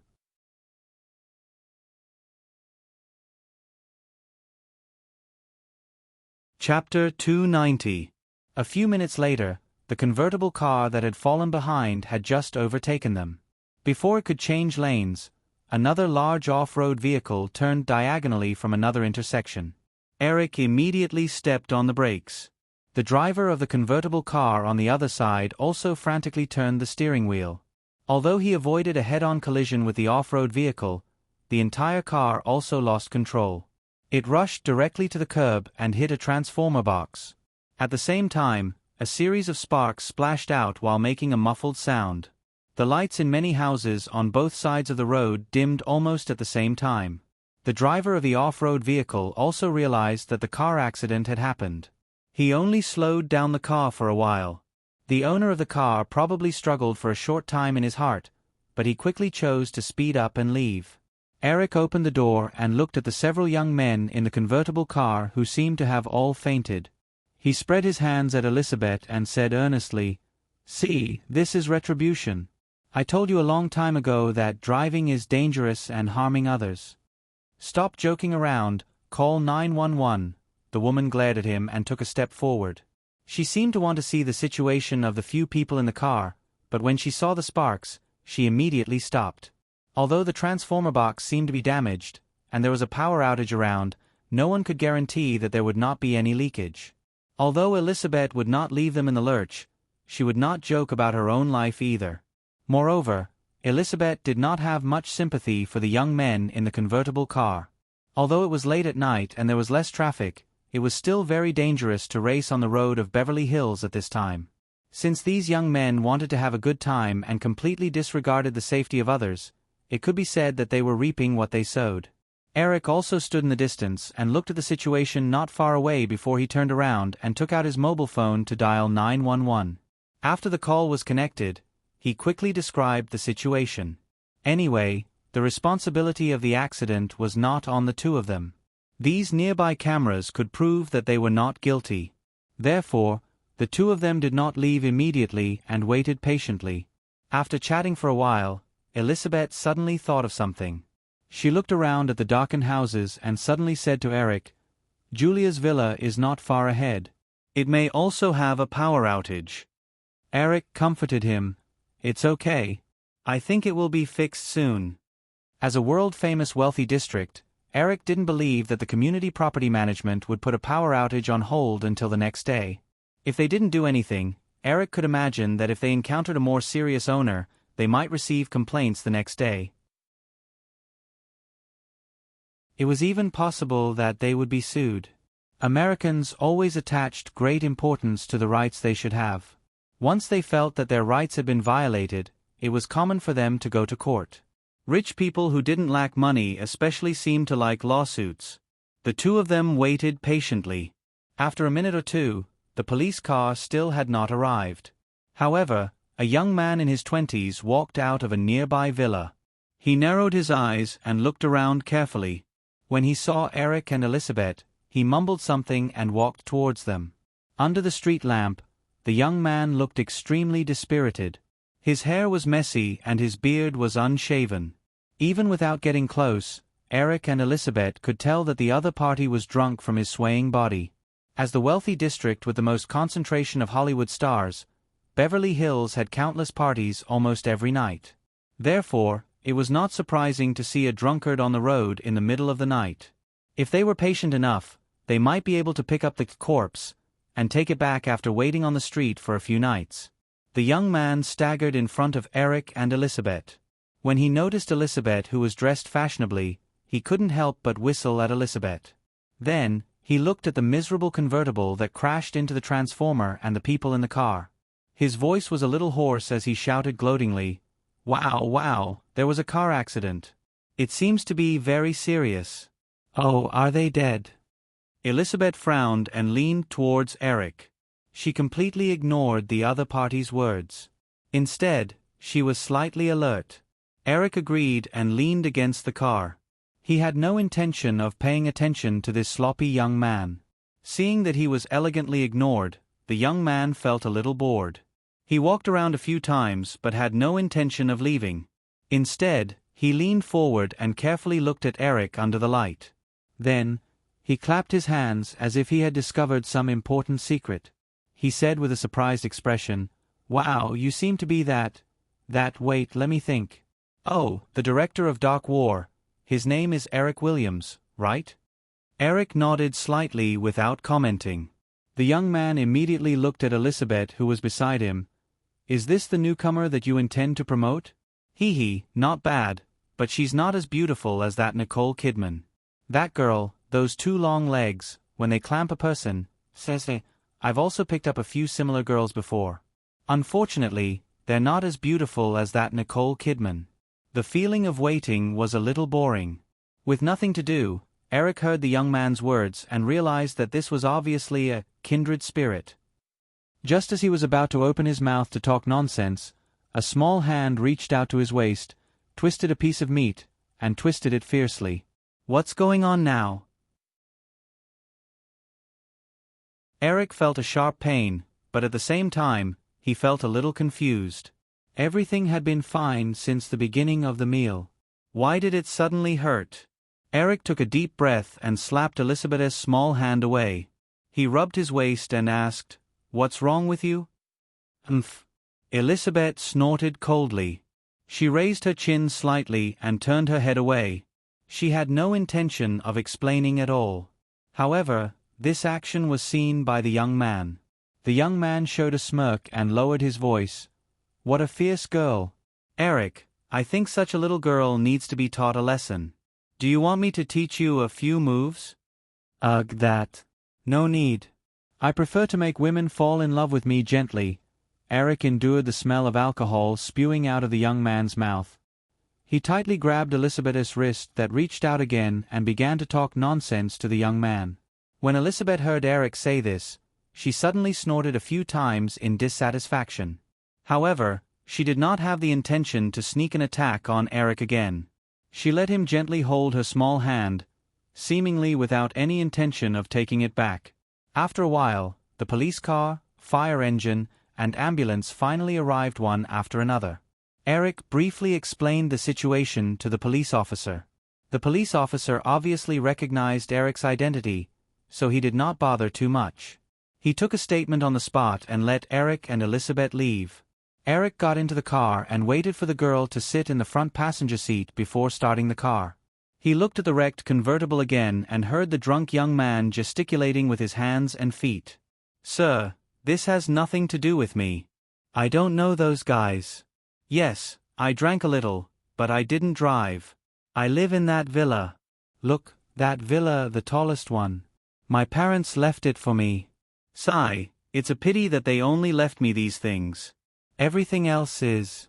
Oh, I digress. Here, it's like this. I was going to sleep, but my headlamp was inexplicably broken. I was about to fix it when the power went out.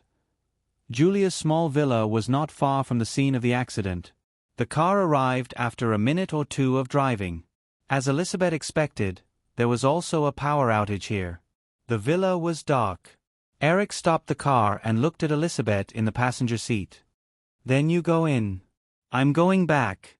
The girl sat in the passenger seat. She hesitated for a moment before whispering, "Julia went to San Francisco. She said that she might not come back today. There's no one in the villa now." "Huh. I'm afraid of the dark," the girl stammered like a mosquito. Eric thought for a moment and said, "Then I'll send you in." "Okay." Elizabeth hesitated for a moment before nodding gently. The two entered the villa together in the dark. Both of them stood in the dark living room. Eric asked, "Do you know where there are flashlights or candles?" Elizabeth shook her head in the dark. "I'm not sure, but Julia always likes to put some small things in the compartment under the TV." "Oh," Eric responded and said, "Go and look for it." You go." The girl's voice trembled slightly in the dark. Eric said, "I don't know where it is. I've never been here." "Liar," Elizabeth said. "Don't think that I don't know about your relationship with Julia." In the dark, Eric did not show much guilt. He nodded and said, "I don't deny this. Julia and I did do it a few times, but I really haven't been here. She just moved here not long ago." Elizabeth heard Eric's explanation. She was silent for a moment before continuing, "Well, the TV is near the east wall." "Forget it, let's go together." Eric searched in the dark and found the girl's small hand. He said, "Lead the way." Elizabeth subconsciously struggled, but she didn't use too much strength. Instead, she obediently pulled Eric in the direction of the TV. After a few steps, she suddenly felt that she had tripped over something, and her body suddenly fell forward.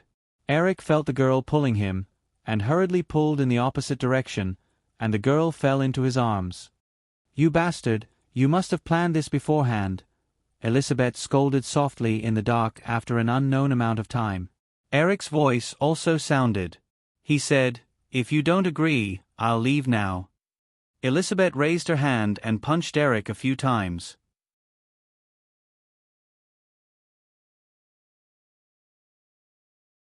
Chapter 291. Julia went to San Francisco to participate in a business event during the day. Because the event ended early, she did not stay in San Francisco and rushed back by plane. In comparison, San Francisco and Los Angeles were less than 2 hours of flight time. Moreover, Julia was also a homesick person. However, after returning to Los Angeles, everything was perfect. After running around for a day, Julia, who was very tired, fell asleep early today. At the same time, it was impossible for her to know about the power outage in the villa. Then, after sleeping for some time, she felt her bedroom door creak and someone walk in. Julia also heard the noise in a daze. However, ever since the two became best friends, it wasn't like Elizabeth hadn't slept with her before. So, Julia thought that Elizabeth was here to take up space again. She didn't mind and even took the initiative to move to the other side to make room for Elizabeth. Then, she realized the difference. The morning sun shone through the curtains into the bedroom. Elizabeth opened her eyes in a daze and looked around. Only then did she realize that she was in Julia's room. A string of memories flooded into her mind. The girl sat up abruptly, but she quickly remembered that Julia went to San Francisco yesterday. Fortunately, I have been persuading Julia to leave that guy. If she finds out that I'm with Eric, she will laugh at me to death. Elizabeth thought happily. Seeing that Eric was no longer beside her, and her clothes were neatly folded on the chair, she slipped into the bathroom with her clothes. After a long time, Elizabeth put on her clothes and walked downstairs barefoot. Before she reached the stairs, Elizabeth heard a sound from the kitchen. At the same time, a faint fragrance of food wafted in the air. A sweet smile appeared on Elizabeth's face. This bastard still has a conscience. This time, he did not slip away after eating. He even knows to make breakfast for me. Thinking back to that time, Elizabeth clenched her teeth in hatred. How could that guy do that? He slipped away. What a bastard. Well, since you did so well today, I'll forgive you, Elizabeth thought in her heart. She subconsciously tidied her hair and touched her face. She recalled how she looked in the bathroom just now. After confirming that there were no flaws, Elizabeth walked down the stairs. She looked around. There should have been something left on the floor where the two of them fell last night, but at this time, the living room was very clean, and there was no mess caused by the small incident last night. It seemed that the guy had already cleaned up after waking up. This made Elizabeth feel a little strange. Cleaning, he didn't seem to like doing this kind of thing too much. Thinking of this, Elizabeth became nervous again. She walked through the living room and arrived at the kitchen door in a few steps. Looking at Julia, who was busy in her pajamas, with her back facing her, Elizabeth was stunned for a while. Something seemed to have gone wrong again. It seemed that her premonition was wrong again. The figure in the kitchen was not that guy, but Julia. Although, her mind was in a mess. No, this must be my illusion. Elizabeth lamented in her heart. She reached out and gently pinched the back of her other hand. When the pain came, she was sure that this was not a dream, nor was it a hallucination.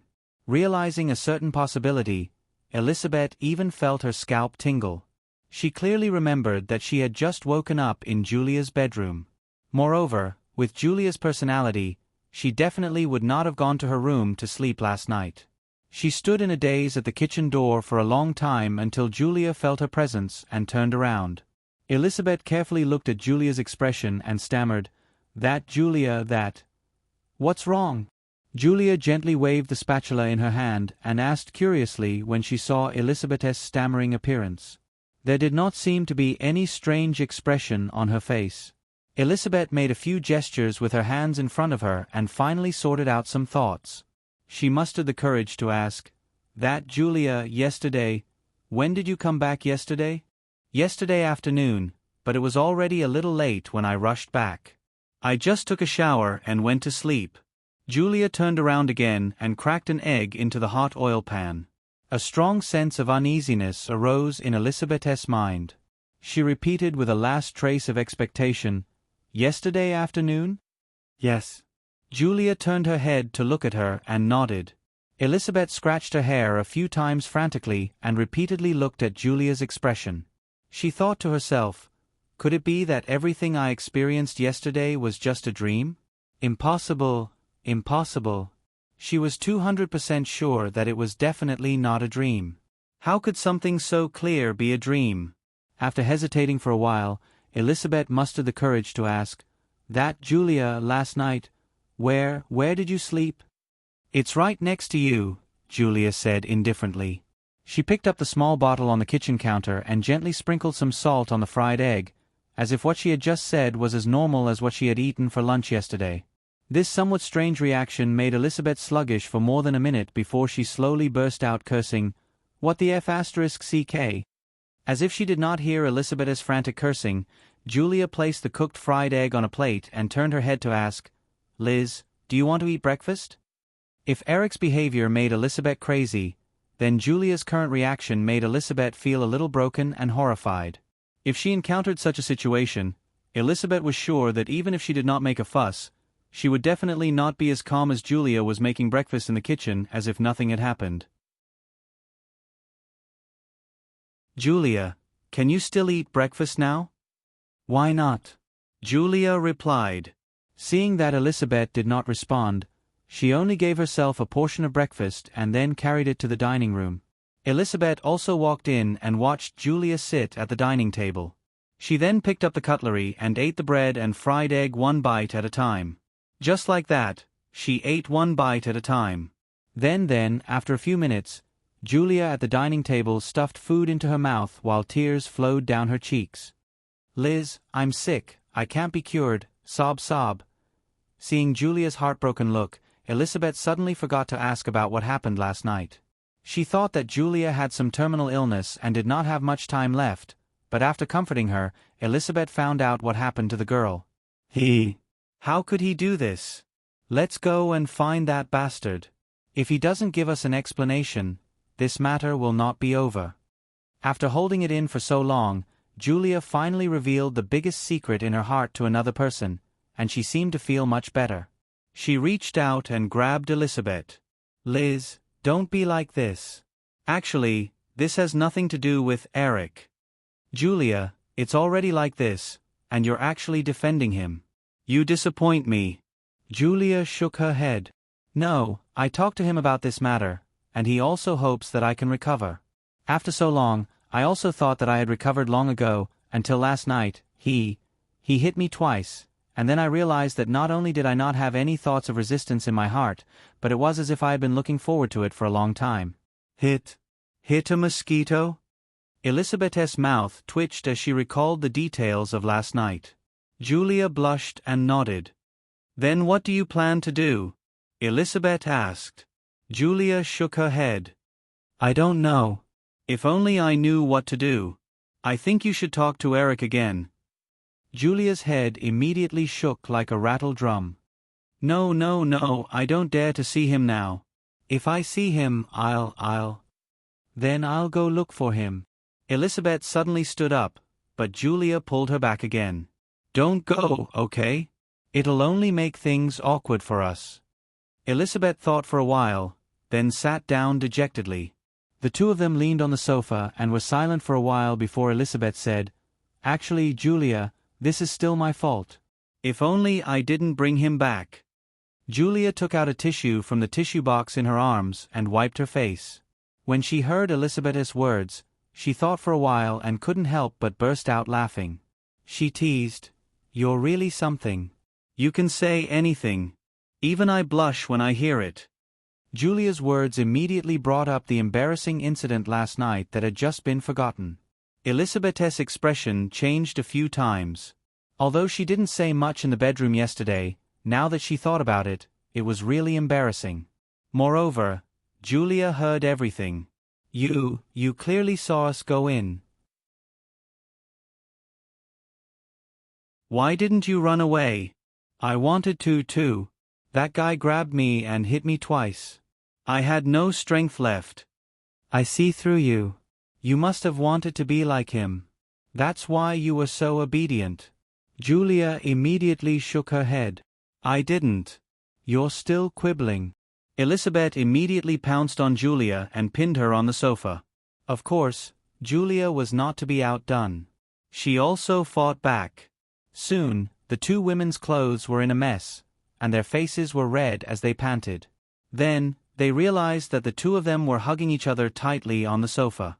Their faces were less than 5 centimeters apart, and they could clearly distinguish each other's breaths. "Julia, you went to San Francisco yesterday. Did you see that?" Julia blinked rapidly with a puzzled expression. I heard that many residents in San Francisco openly hang rainbow flags in front of their houses." After Elizabeth said that, she saw Julia's expression change a few times. Then, she couldn't help but get excited.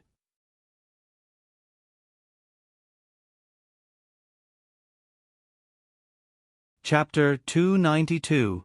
After Eric and Murdoch met on Sunset Boulevard, although Murdoch pretended to put on a show in public, Eric was not unprepared. He had asked someone to disclose some news to the paparazzi. Therefore, early the next morning, a lot of specious news appeared in many newspapers. For a time, Fox would continue to distribute all the films directed by Eric for the next 3 years. Fox would implement an equity exchange with Firefly to ensure long-term cooperation between the two sides, or Fox would cooperate with Firefly to produce the special effects blockbuster Jurassic Park. Although these news were not a big deal in the eyes of ordinary people, it caused a strong sensation in the Hollywood circle.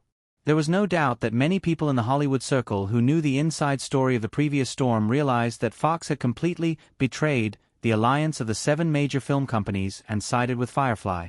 In fact, as an outsider, Fox and News Corporation had always been rejected by the local forces in North America. At this time, many people did not seem to be surprised that they had betrayed the alliance.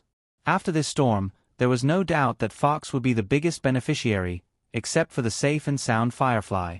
Next, although Fox tried to clarify and repeatedly said that Fox did not have much cooperation with Firefly, the TV series The X-Files and Who Will Be a Millionaire, which were originally suspended, were quickly restarted.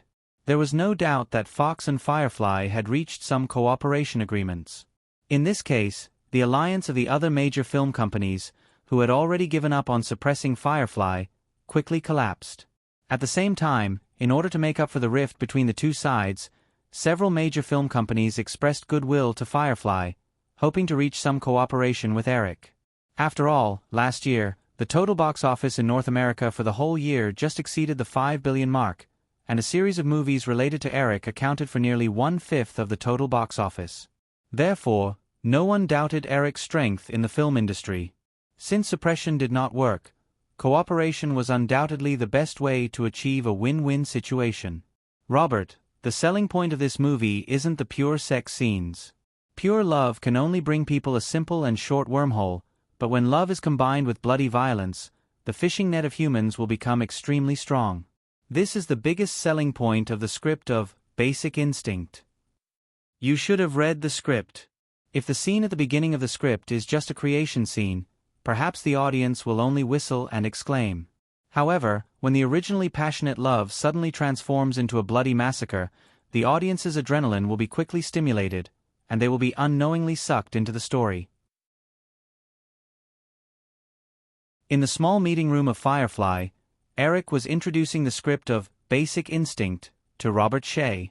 Originally, when Eric presented the script, Robert Shaye expressed a strong interest. However, when Eric later said that he would not sign his name on the script, Robert Shaye became suspicious again. After reading the script, Robert Shaye understood that Eric did not sign his name on the script for the sake of his own public image. After all, once the script of Basic Instinct was made into a movie, it would definitely attract a lot of controversy.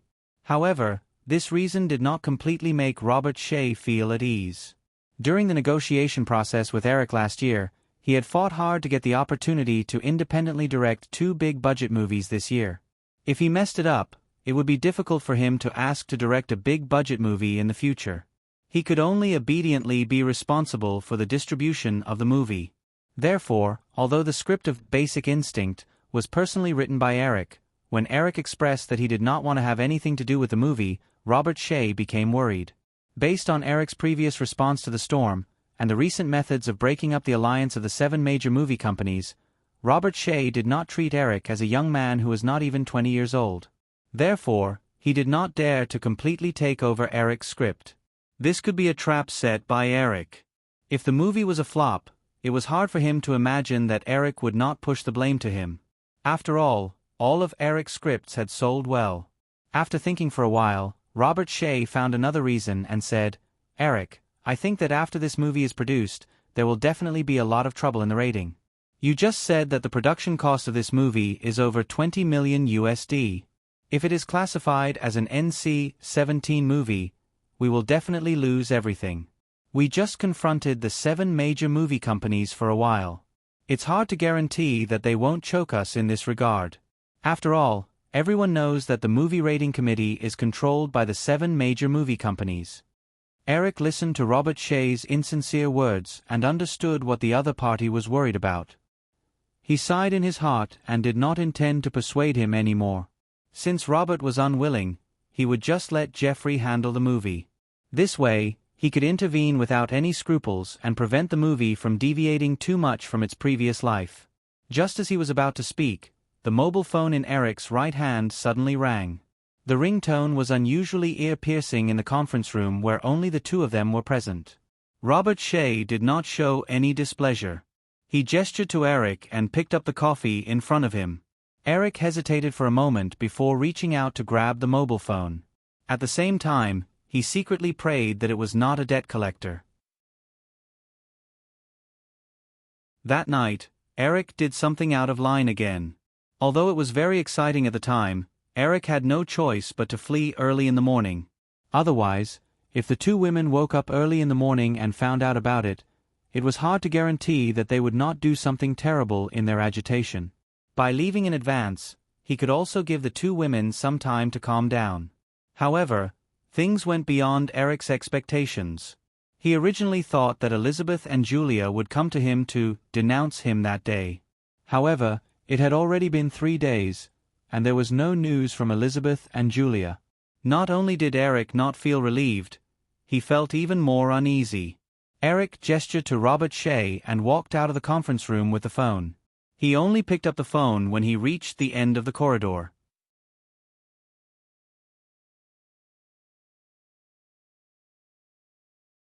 Chapter 293.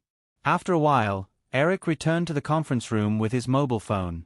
Robert Shea also put down the coffee cup in his hand and looked at Eric inquisitively. "It's Michael Eisner," Eric explained with a hint of lightness in his tone. "Did he want to invite you to talk?" Robert Shea raised his eyebrows slightly and asked. He also knew that the previous incident was caused by Michael Eisner behind the scenes.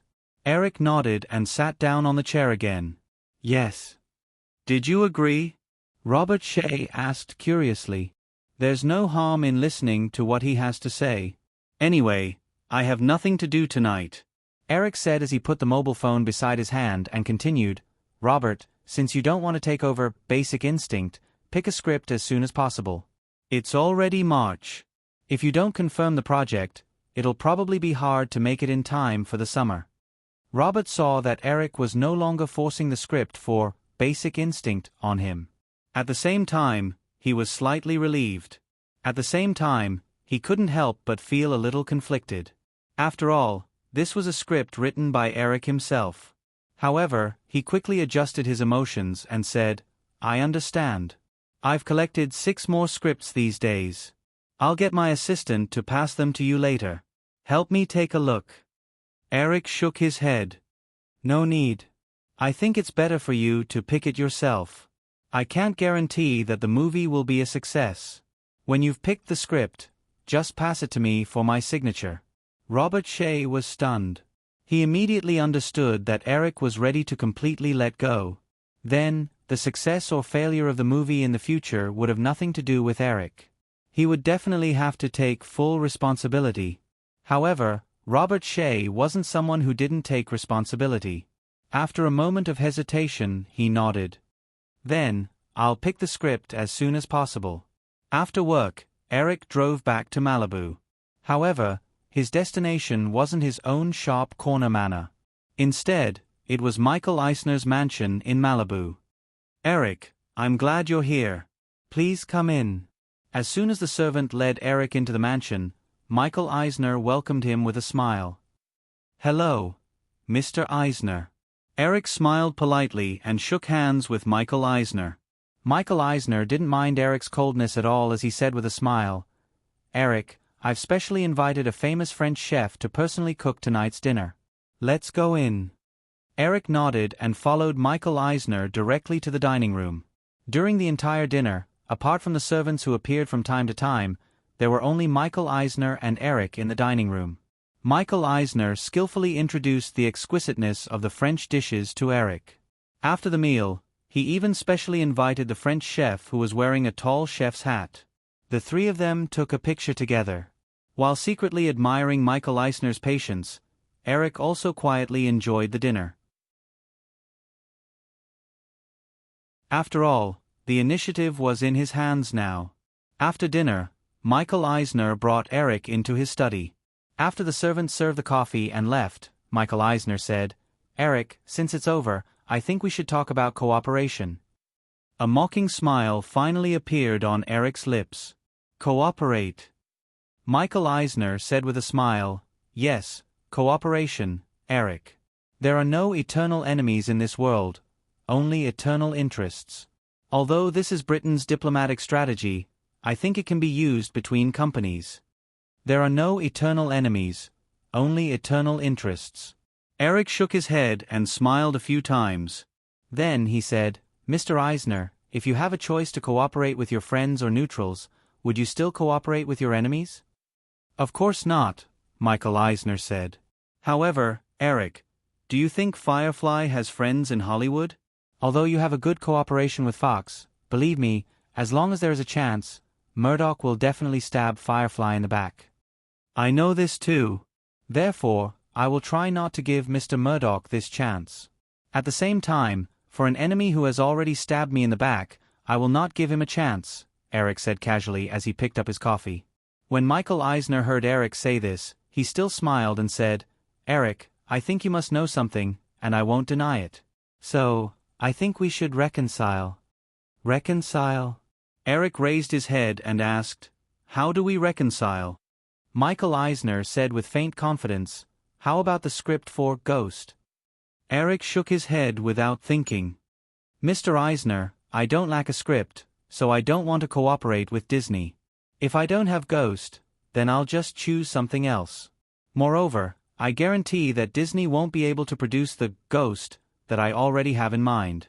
If you guys produce this movie, you might be able to make a small profit, but it definitely won't become a classic. It's even harder to say if it can sell well. No, Eric, I don't think you fully understand what I mean. I mean, Disney will transfer the script for Ghost to you, and then we will reconcile. How about that? Eric finally raised his head in surprise and saw Michael Eisner's confident gaze.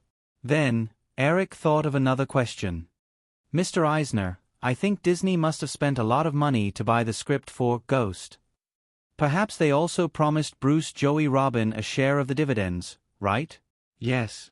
Michael Eisner nodded. $1 million in cash and a 3% share of the North American profits. Eric calculated for a moment. According to the results of his previous life, this sum of money added up to more than $3 million. Perhaps, this amount of money was nothing for future profits. But for Disney, who didn't know the outcome, this price was simply outrageous. Seeing Eric remain silent, Michael Eisner said, Eric, Disney is very sincere. So, as long as we reconcile, I will transfer the script to Firefly for free. Then what about your contract? Eric asked subconsciously. I think Bruce Joey Robin will definitely not be satisfied. This is actually very easy to solve. Disney will transfer the script to Firefly. When the movie is produced, Disney will distribute it. Then, Bruce Joey Robin's share of the profits can be transferred from Disney. What do you think? Firefly and Disney will distribute it together. Also, the movie rights will belong to Firefly, Eric said after thinking quickly. Since Michael Eisner could make such a bold decision, it would be too petty of him to be calculative. On the other hand, if the movie was completely handed over to Disney for distribution, although it would maximize the profits, Firefly would not be able to expand its distribution channels. And if this situation continued, Firefly would definitely become like DreamWorks in his previous life. They could produce good movies but did not have the ability to distribute them. They could only struggle to survive among the major film companies. Moreover, these few years were the best and last time to expand Firefly's distribution channels. Because the cost of movie production in the early 90s was not too high, Eric made up his mind to expand Firefly's distribution channels, even if he would earn less in the next few years. Otherwise, in the late 90s, when special effects blockbusters became popular, the production cost of hundreds of millions of US dollars would be very tragic if they did not have their own distribution channels. Most of the profits would be taken away by the major film companies that controlled the distribution channels. In the end, the production company would even find that they could not even recoup their production costs. Hearing Eric's tone soften, Michael Eisner nodded without thinking. No problem. After Michael Eisner said this, the atmosphere between the two parties suddenly became a little silent. Michael Eisner had achieved his goal, and Michael Eric, who originally wanted to make Michael Eisner suffer a setback, could not persist. After finishing the coffee in front of him, Eric stood up and said, "Then, Mr. Eisner, if there's nothing else, I'll go back first. I'll send you off." Michael Eisner stood up as well. After sending Eric out of the mansion, Michael Eisner returned to the study with a cold face. He picked up a few inconspicuous folders that were originally placed in the corner of the desk. Inside were the movie project plans for Ghost, made by several Disney directors. Michael Eisner could be said to be the one at the helm of the 7 major film companies who knew Eric the best. At the same time, he knew Eric's personal potential the best. Therefore, he had joined forces with several other film companies to launch a joint suppression of Firefly before the new year. Unfortunately, due to some mistakes in the process, it did not succeed. After seeing the news that Murdoch took the initiative to contact Eric, Michael Eisner decisively decided to reconcile with Eric. After all, as he said at the beginning, there were no eternal enemies, only eternal interests. Moreover, Michael Eisner originally did not intend to use the script of Ghost as the price to reconcile with Eric. However, some time ago, he asked several well-known directors under Disney to take the script of Ghost for research. Then, the project plans provided by these people, which were now in his hands, did not satisfy Michael Eisner.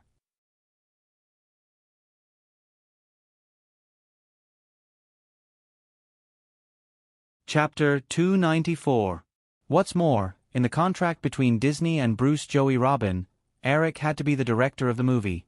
If the appointed directors could come up with a satisfactory proposal, Michael Eisner did not mind breaching the contract and forcing the directors under Disney to take over the script. But things did not go as planned. So, Michael Eisner made the decision that day. After all, if Disney forced themselves to produce the movie, the final result would be mediocre. It would be better to let Eric produce the script. After all, Eric still had a very strong box office guarantee. After sitting in the study for a long time, Michael Eisner took out the proposal document from the folder and threw it into the trash can next to him. He then got up and left the room. In mid-March, after more than a month of investigation, the Federal Trade Commission announced the results of the investigation into Firefly and UTA's alleged monopolization of the industry. Because of the lack of support from the major companies behind the scenes, coupled with a series of public pressure, the Federal Trade Commission did not punish Eric too harshly.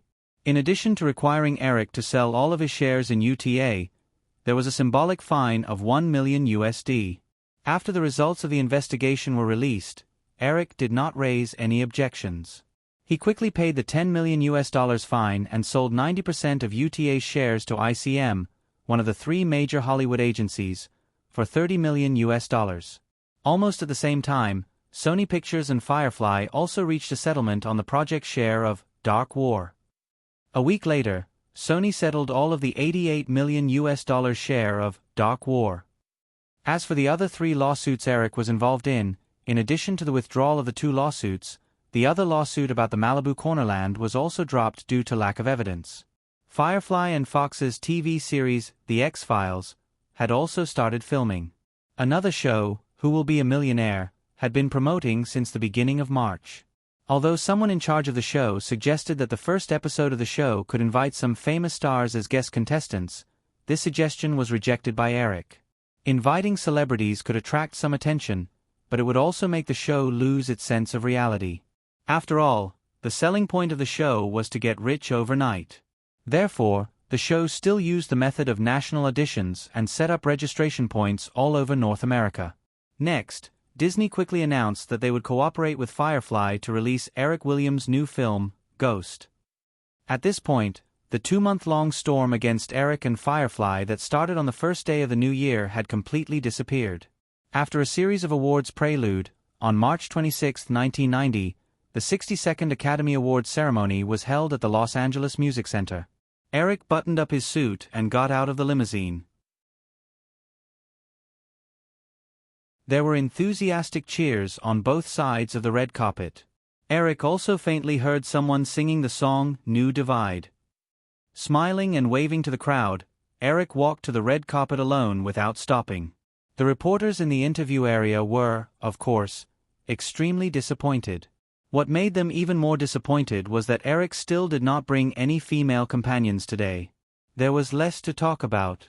After all, although Eric was still very young, his status and wealth were there. Since he broke up with Jennifer Aniston, who could possibly live in Eric's Freedom City in Malibu Corner, became the target of many gossip media. If someone could find out such information, they would definitely be able to buy it at a good price. When he was about to walk to the end of the red carpet, Eric was stopped by the NBC television host in charge of this year's Oscar broadcast. She politely invited Eric to the interview area. "Mr. Williams. Hello. This is the second time you're on the red carpet. Do you feel anything different?" The female host in a black suit asked with a microphone. Eric smiled and said, "Of course, the fans have become more enthusiastic. I would like to thank everyone for their support during this time." The female host understood what Eric was referring to and did not continue. After all, NBC was not innocent in the recent storm. "Then, Mr. Williams, tell me about your expectations for tonight's awards. Not only did you receive 2 nominations for Best Original Screenplay and Best Adapted Screenplay, but you also unexpectedly received a nomination for Best Soundtrack. That's really surprising." When Eric heard this question, he leaned close to the microphone and repeated what everyone would say, such as whether the judges liked it or not. Then, Eric patiently answered a few more questions before the host reluctantly let him go. Just as he walked to the waiting area, Eric felt countless eyes on him. Eric smiled at the crowd without any focus in his eyes, then walked to the several film crews related to Firefly. The men in the crew were easy to talk to. Jonathan Demme, Al Pacino, Tom Hanks, and the others all came up to greet him warmly, but the women were a little reserved. After all, this place could still be photographed by the media. Eric greeted the men before looking at the women. Virginia stood quietly at the edge of the crowd with a faint smile on her face, looking aloof from worldly affairs. Nicole looked eager, but she guessed that this was something, so she stood there without moving. She only looked at Eric with undisguised emotions in her eyes. As for Julia, she was intimately holding on to Elizabeth. The 2 women looked at Eric with inexplicable complex emotions. After thinking about it, Eric walked over to Julia and Elizabeth. "Julie, Liz, although it's a little late now, I still have to say sorry." Hearing Eric's words, Julia tightened her grip on Elizabeth's arm and even shrank back a little. Elizabeth was like a protective mother hen. She stepped forward and whispered, "Mr. Williams, you don't have to apologize. I just hope you can stay away from us in the future. Julia and I will be very grateful." Of course, no problem." Eric couldn't help but raise his hand and touch his nose with his index finger. Looking at the 2 women, he felt a little strange, but he didn't know what was strange about it. However, he was sure that his feeling was absolutely right. "By the way, Liz, why are you here?" Eric asked again. "Humph, of course I have my ways," Elizabeth said and pulled Julia, who had been silent all this time, away. The others thought that Eric was defeated in front of the 2 women, so they all showed a mocking look. Eric shrugged nonchalantly, greeted Nicole, and walked to Virginia. "Vicky, sorry, I couldn't attend the premiere of Drowning Dog at the beginning of the month." Eric walked to the girl's side and said apologetically and intimately. As Quentin's virgin work, because of Eric's support, this version of Drowning Dog was not like the previous life where it was lukewarm in North America because there was not much publicity. This version of Drowning Dog not only won a special jury award at the Sundance Film Festival in January because of its unique narrative, but it also had 500 screens in North America and a small premiere was held. Because her brother played a role in it, Virginia went to support it and also invited Eric. However, although the storm was coming to an end, Eric still couldn't spare any energy to attend the premiere of Drowning Dog. After the promotion of Firefly, the box office of Drowning Dog reached more than $6 million in the first week. Quentin Tarantino also jumped into the ranks of the A-list directors because the single theater box office of the film exceeded $10,000. He was currently thinking about his next script. Of course, the investor was still Firefly, but Eric didn't know if Quentin could write another pulp novel. After all, because of Eric's butterfly effect, although Drowning Dog was not swept away by the butterfly wings, the fate of pulp novel was much more uncertain. Eric also made up his mind to talk to Quentin when he was free. If Quentin didn't want to do it, he would come up with the script himself. "It's okay. I regretted it later. You must have a lot of things to do. How could you take the time to attend the premiere? By the way, Eric, my brother asked me to thank you on his behalf," Virginia said softly. Eric smiled and thought that Michael Madsen definitely wouldn't say such a thing. It was most likely the girl's own idea. During this period of time, he had also paid attention to the situation of Drowning Dog. After the release of Drowning Dog, Michael Madsen had been interviewed on a talk show with the crew for the sake of promoting the movie. He had expressed that he did not want to work with Quentin anymore. Furthermore, in front of the other main creators, he had called Quentin Tarantino a bastard on the spot. During the shooting of the scene where he killed the kidnapped police officer, because of some lines, Michael Madsen thought of his newborn child and almost broke down. However, Quentin also said that he liked being called a bastard very much.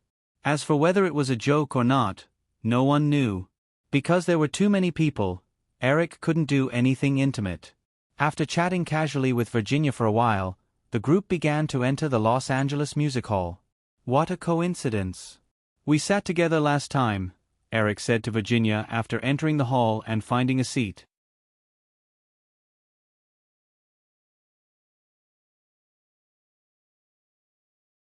Chapter 295. Can I sit next to you next time? Since there were no reporters around, Virginia relaxed a little and glanced at Eric. Eric smiled and took the girl's hand. He squeezed it and said, "Of course, as long as you're willing." Virginia looked around. The award ceremony would start in a few minutes. She was familiar with the people around her, so she didn't break away and let Eric hold her hand. At 16:30 in the western United States, the 62nd Academy Awards ceremony officially began. Learning from the previous ceremony, this time, the ceremony had a host again, Billy Crystal. In Eric's memory, Billy Crystal had hosted 9 consecutive Academy Awards ceremonies. Many people wondered why such a guy who wasn't famous in Hollywood always appeared on the stage of the Academy Awards ceremony. In fact, the host of the Academy Awards didn't have to be a Hollywood actor. Most of the time, it was a TV talk show host. Of course, Billy Crystal and another famous Oscar host, Whoopi Goldberg, could be said to be the most famous Oscar hosts in Hollywood. In addition to his identity as an actor, Billy Crystal was also a famous talk show host on Saturday Night Live and other talk shows. At the beginning of the show, as usual, it was a song and dance of the Oscar-nominated films. Crystal sang the songs of this year's nominees, such as My Left Foot, Steel Magnolias, Island Horror, and Driving for Miss Daisy, one by one. Because the lyrics were very interesting, and he also made some jokes about the guests, it was very enjoyable to listen to. After the Best Supporting Actor award, there was a series of minor awards. 20 minutes later, the famous actor Steve Martin, who was known as the Pulsatilla in Hollywood, stepped on the stage and made Eric a little more excited. Because the next award was Best Original Score. Eric's copy of Silent Love in Dark War was nominated. An excellent soundtrack can make a movie even better. Let's take a look at which movies have been nominated this year, Steve Martin said as he gestured to the big screen. Clips of the soundtracks of the nominated movies appeared on the screen one after another. The nominees for Best Original Score are Kissing the Girl from The Little Mermaid, I Saw Your Smile from Warm Family, I Was That Kind of Girl from Second Spring, and Silent Love from Dark War. After introducing the nominees, Steve Martin opened the envelope in his hand and glanced inside. Then, he looked up in surprise and looked around the stage. His eyes locked onto Eric's face for half a second before he quickly looked away and read, "The winner of this year's Best Original Score Oscar is Silent Love, Dark Battle." Wow! Before Wu Yan's music could start, the hall was filled with gasps of surprise. Then, countless gazes turned towards Eric. Eric also stood up in disbelief. He quickly hugged everyone around him and walked towards the stage with a smile. After receiving the Oscar from the guest, Eric came to the microphone and quickly organized his words. He looked around the audience and said with a smile, "This is really surprising. I didn't expect that the first Oscar I've won would be Best Original Score. However, the Oscar is a little more important than I thought." There was a burst of laughter in the audience. When the laughter stopped, Eric continued, "More than a year ago, I was just an unknown young man who had just come of age. Because of my father's sudden death, I had to drop out of school and work in an Italian restaurant. Then, one day, I suddenly felt that I couldn't be like this anymore.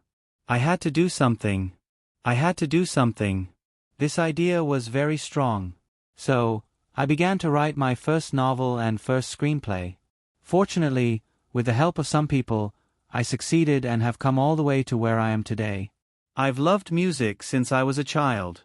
After I got paid for the movie, Back to 17, I bought my first piano. In my spare time, I would occasionally ponder over some tunes, and then somewhat clumsily write them down with a staff. Speechless Love was the product of this inspiration. I'm not a professional composer, so it was very unexpected for me to win this award. Here, I want to thank those who have helped me along the way. Mr. Michael Klaus, he helped me publish my first book. James Brooks and Penny Marshall, they gave me the opportunity to enter Hollywood. Jeffrey Hansen, he helped me complete my first movie and silently supported me in the following year. Finally, there are the beautiful girls in my movie. Oh. Okay, don't laugh, I'm serious. Thank you all. Although he didn't prepare a draft, Eric finished his acceptance speech quickly and then followed the two presenters backstage. When Eric returned to his seat again, the award for Best Makeup, which was right after Best Soundtrack, had been presented. The presenters were introducing the nominees for Best Foreign Language Film this year. When the two people who were not very familiar with Eric read out the Best Foreign Language Film Award winner Rodin's Lover, Eric looked at the somewhat neurotic woman on the big screen and his expression changed slightly. "What's wrong? Are you inspired again?" Virginia's tone was a little teasing. Eric shook his head and said, "Nothing, I just suddenly thought of a few people." "Why don't you just say that you thought of a few women?" Virginia softly teased again. Eric smiled. He did think of a few women. The one on the big screen was Isabella Connie and the other two women, Sophie Marceau and Monica Bellucci. Eric originally had a feeling that although Isabella Connie had the best acting skills, followed by Sophie Marceau and Monica Bellucci, they had a lot in common in terms of appearance. In his previous life, Eric had seen people say that Isabella Connie looked like a combination of Sophie Marceau and Monica Bellucci.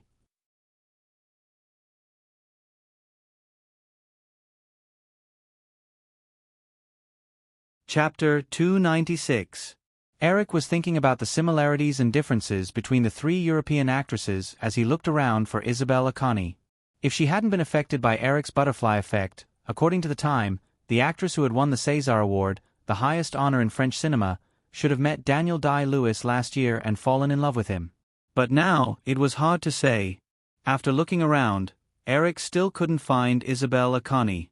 Then, Virginia, who was sitting beside him, poked him in the waist. "Eric, Best Supporting Actress." Eric hurriedly turned his attention to the stage. At that moment, the guest presenter for Best Supporting Actress, Kevin Kline, had already finished his speech.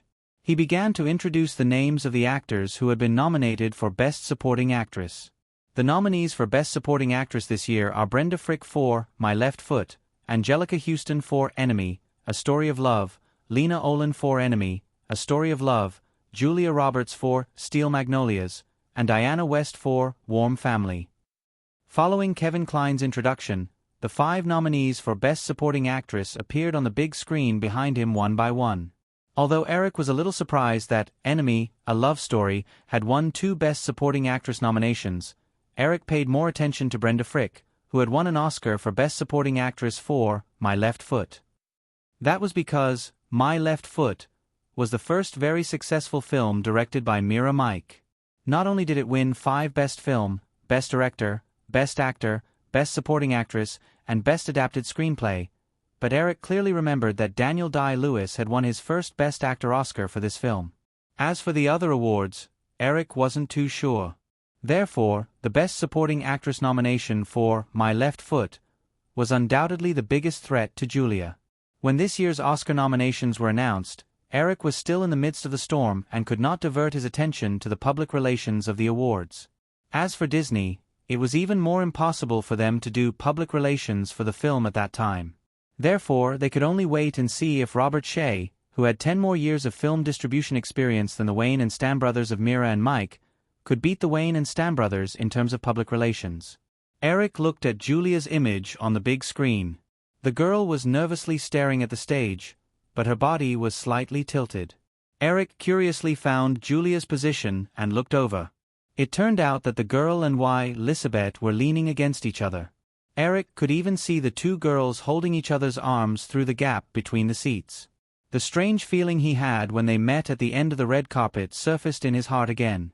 But before Eric could think about it, Kevin Kline opened the envelope and read, "This year's Best Supporting Actress Oscar goes to Julia Roberts." The music and applause rang out at the same time. Julia, who was in the front row, covered her mouth in surprise and leaned back in her chair. After a while, she stood up with the encouragement of the people around her. She hugged the crew of Steel Magnolias, one by one, and walked to the stage. Although the girl did not turn her head to look at him during the whole process, Eric was not angry at all. Instead, he was relieved. At least this result proved that Robert Shea's public relations ability was not much worse than the Wayne and Stan brothers in terms of public relations. On the stage, Julia carefully held the Golden Man and gave her acceptance speech. She then walked off the stage with the guest presenter. What followed was another period of insignificant technical awards. A few minutes later, Julia walked out from the backstage exit on the left side of the stage. When she came to the set, she finally glanced at Eric with a hint of gratitude in her eyes. Before Eric could respond, he saw an arm pull the girl over. Then Elizabeth turned her head and glared at Eric. "Eric, did you do something outrageous again? Why do Julia and Elizabeth seem to have a problem with you?" Virginia asked softly when she noticed the reaction of the two girls. Eric glared at Virginia unhappily. "Why do you say, again? Do I often do outrageous things?" Virginia rolled her eyes. "What do you think?" Eric clenched his hands together and made a few cracking sounds. "It seems that you have a problem with me. Come to my place tonight. Let's talk about what you mean by outrageous things." Virginia blushed when she heard Eric's words, but she did not refute. Although she lived very close to Eric's Pointy Corner manor, she had not been there even once. When Eric had just moved, the girl had either gone to her parents' place to celebrate the holiday, or she had been running around to promote Scary Island. When he was free and returned to Los Angeles, Eric encountered that storm again. Come to think of it, the two of them had not been intimate for a few months. As a mature woman, it would be a lie to say that Virginia did not want to do it. However, because Eric had said it first, and the girl's career in Hollywood had just taken off with Terror on a Small Island, Virginia did not want to leave Eric. In any case, although the little man beside her was annoying sometimes, he was very considerate most of the time. After a series of technical awards such as Best Cinematography and Best Sound Effects, the award ceremony slowly reached the second half of the climax. After Tom Hanks and Melanie Griffith presented the Best Cinematography Award together, the famous Roman holiday actor, Gregory Peck, stepped on the stage. Although Sigourney Weaver had been nominated for Best Actress and Best Supporting Actress at last year's Golden Globe Awards, Eric was sure that it was very difficult for such a thing to happen at an awards ceremony like the Oscars. Besides, Julia was only 23 years old. In this era where the Oscars were relatively conservative, it was already very lucky for her to win Best Supporting Actress and be nominated for Best Actress at the same time. As for winning 2 awards at the same time, it was even less likely for her to win 2 awards at the same time than an alien invasion.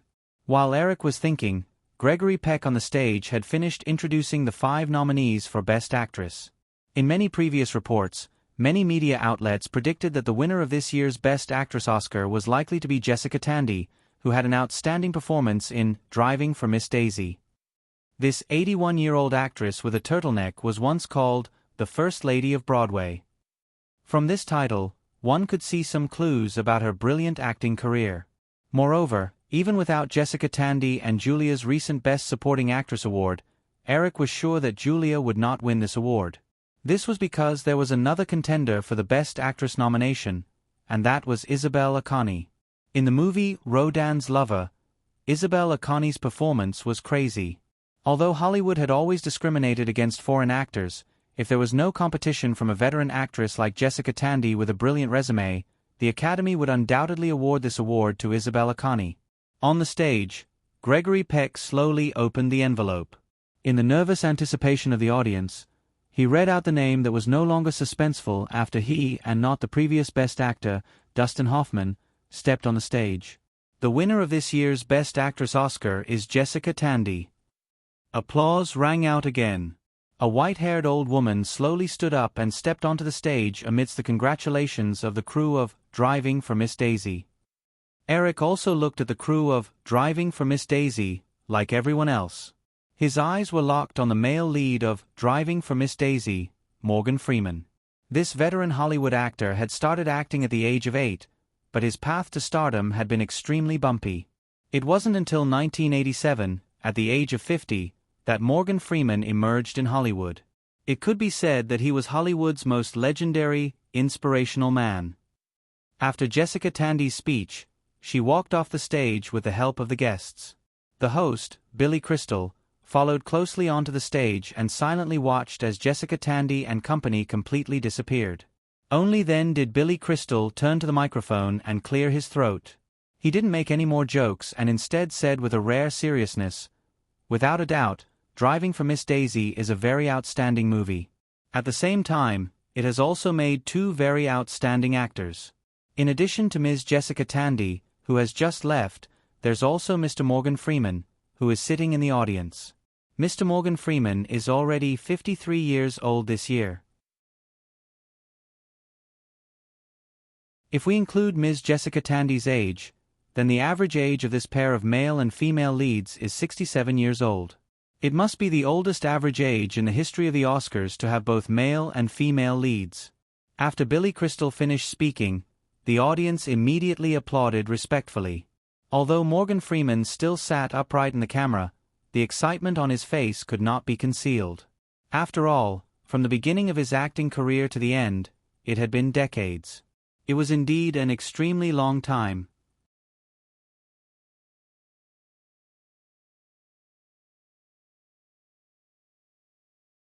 Chapter 297.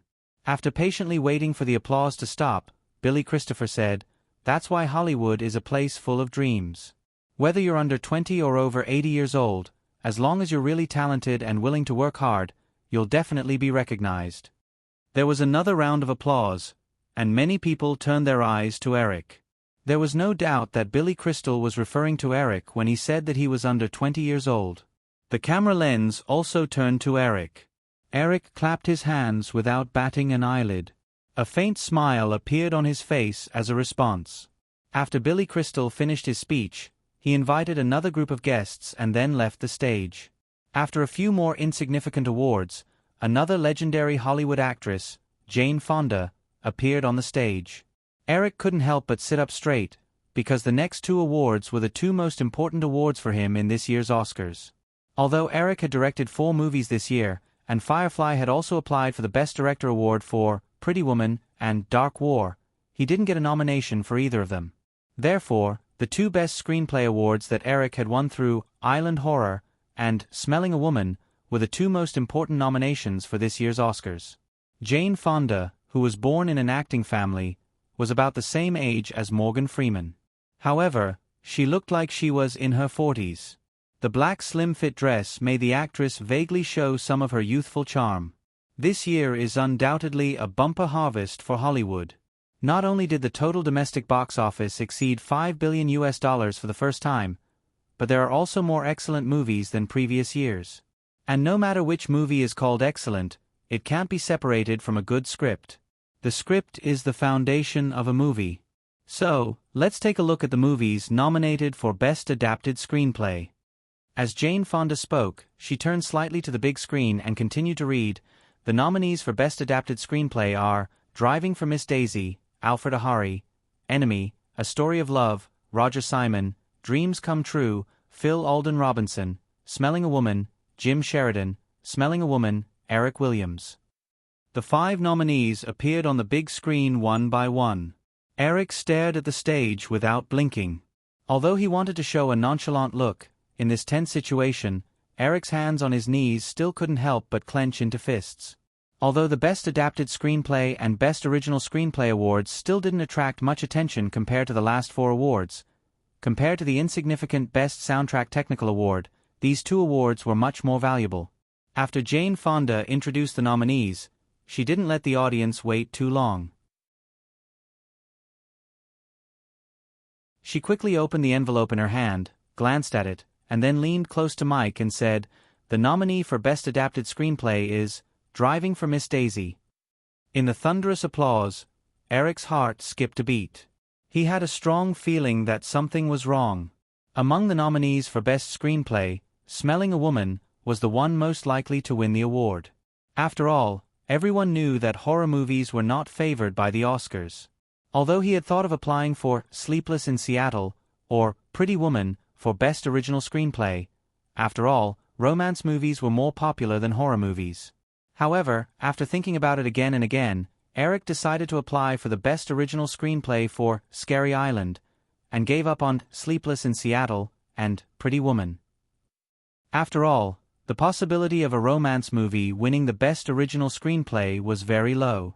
Although Scary Island was a horror movie, this script was undoubtedly much more exciting than traditional horror movies. The possibility of winning an award was also higher than the other 2 romance movies. Although the Oscars wouldn't prohibit Eric from applying for the other 2 romance movies together and the possibility of being nominated wasn't small, that would only spread the votes and make the possibility of several scripts winning very low. But Eric now found that he still ignored another fact.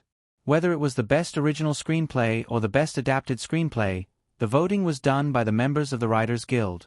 Therefore, after he was nominated for the Best Original Screenplay for Smelling a Woman and Scary Island at the same time, the writers who had voting rights would consider that he had received 2 nominations and it would be inappropriate for him to lose all his nominations.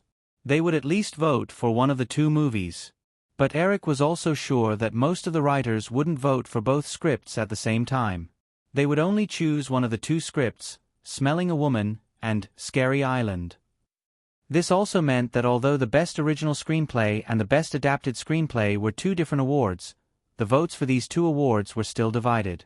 Then, there was no doubt that if the members of the Writers Guild were to choose one of the 2, Smelling a Woman, which had a higher artistic achievement, would definitely get more votes than Scary Island. Then, since even Smelling a Woman couldn't win an award, then Scary Island was even more hopeless. Eric sighed in his heart and shook his head slightly. He quickly restrained his expression and looked at the stage. After the Best Adapted Screenplay, Jane Fonda didn't walk off the stage. Instead, she continued to introduce the list of nominees for the Best Original Screenplay.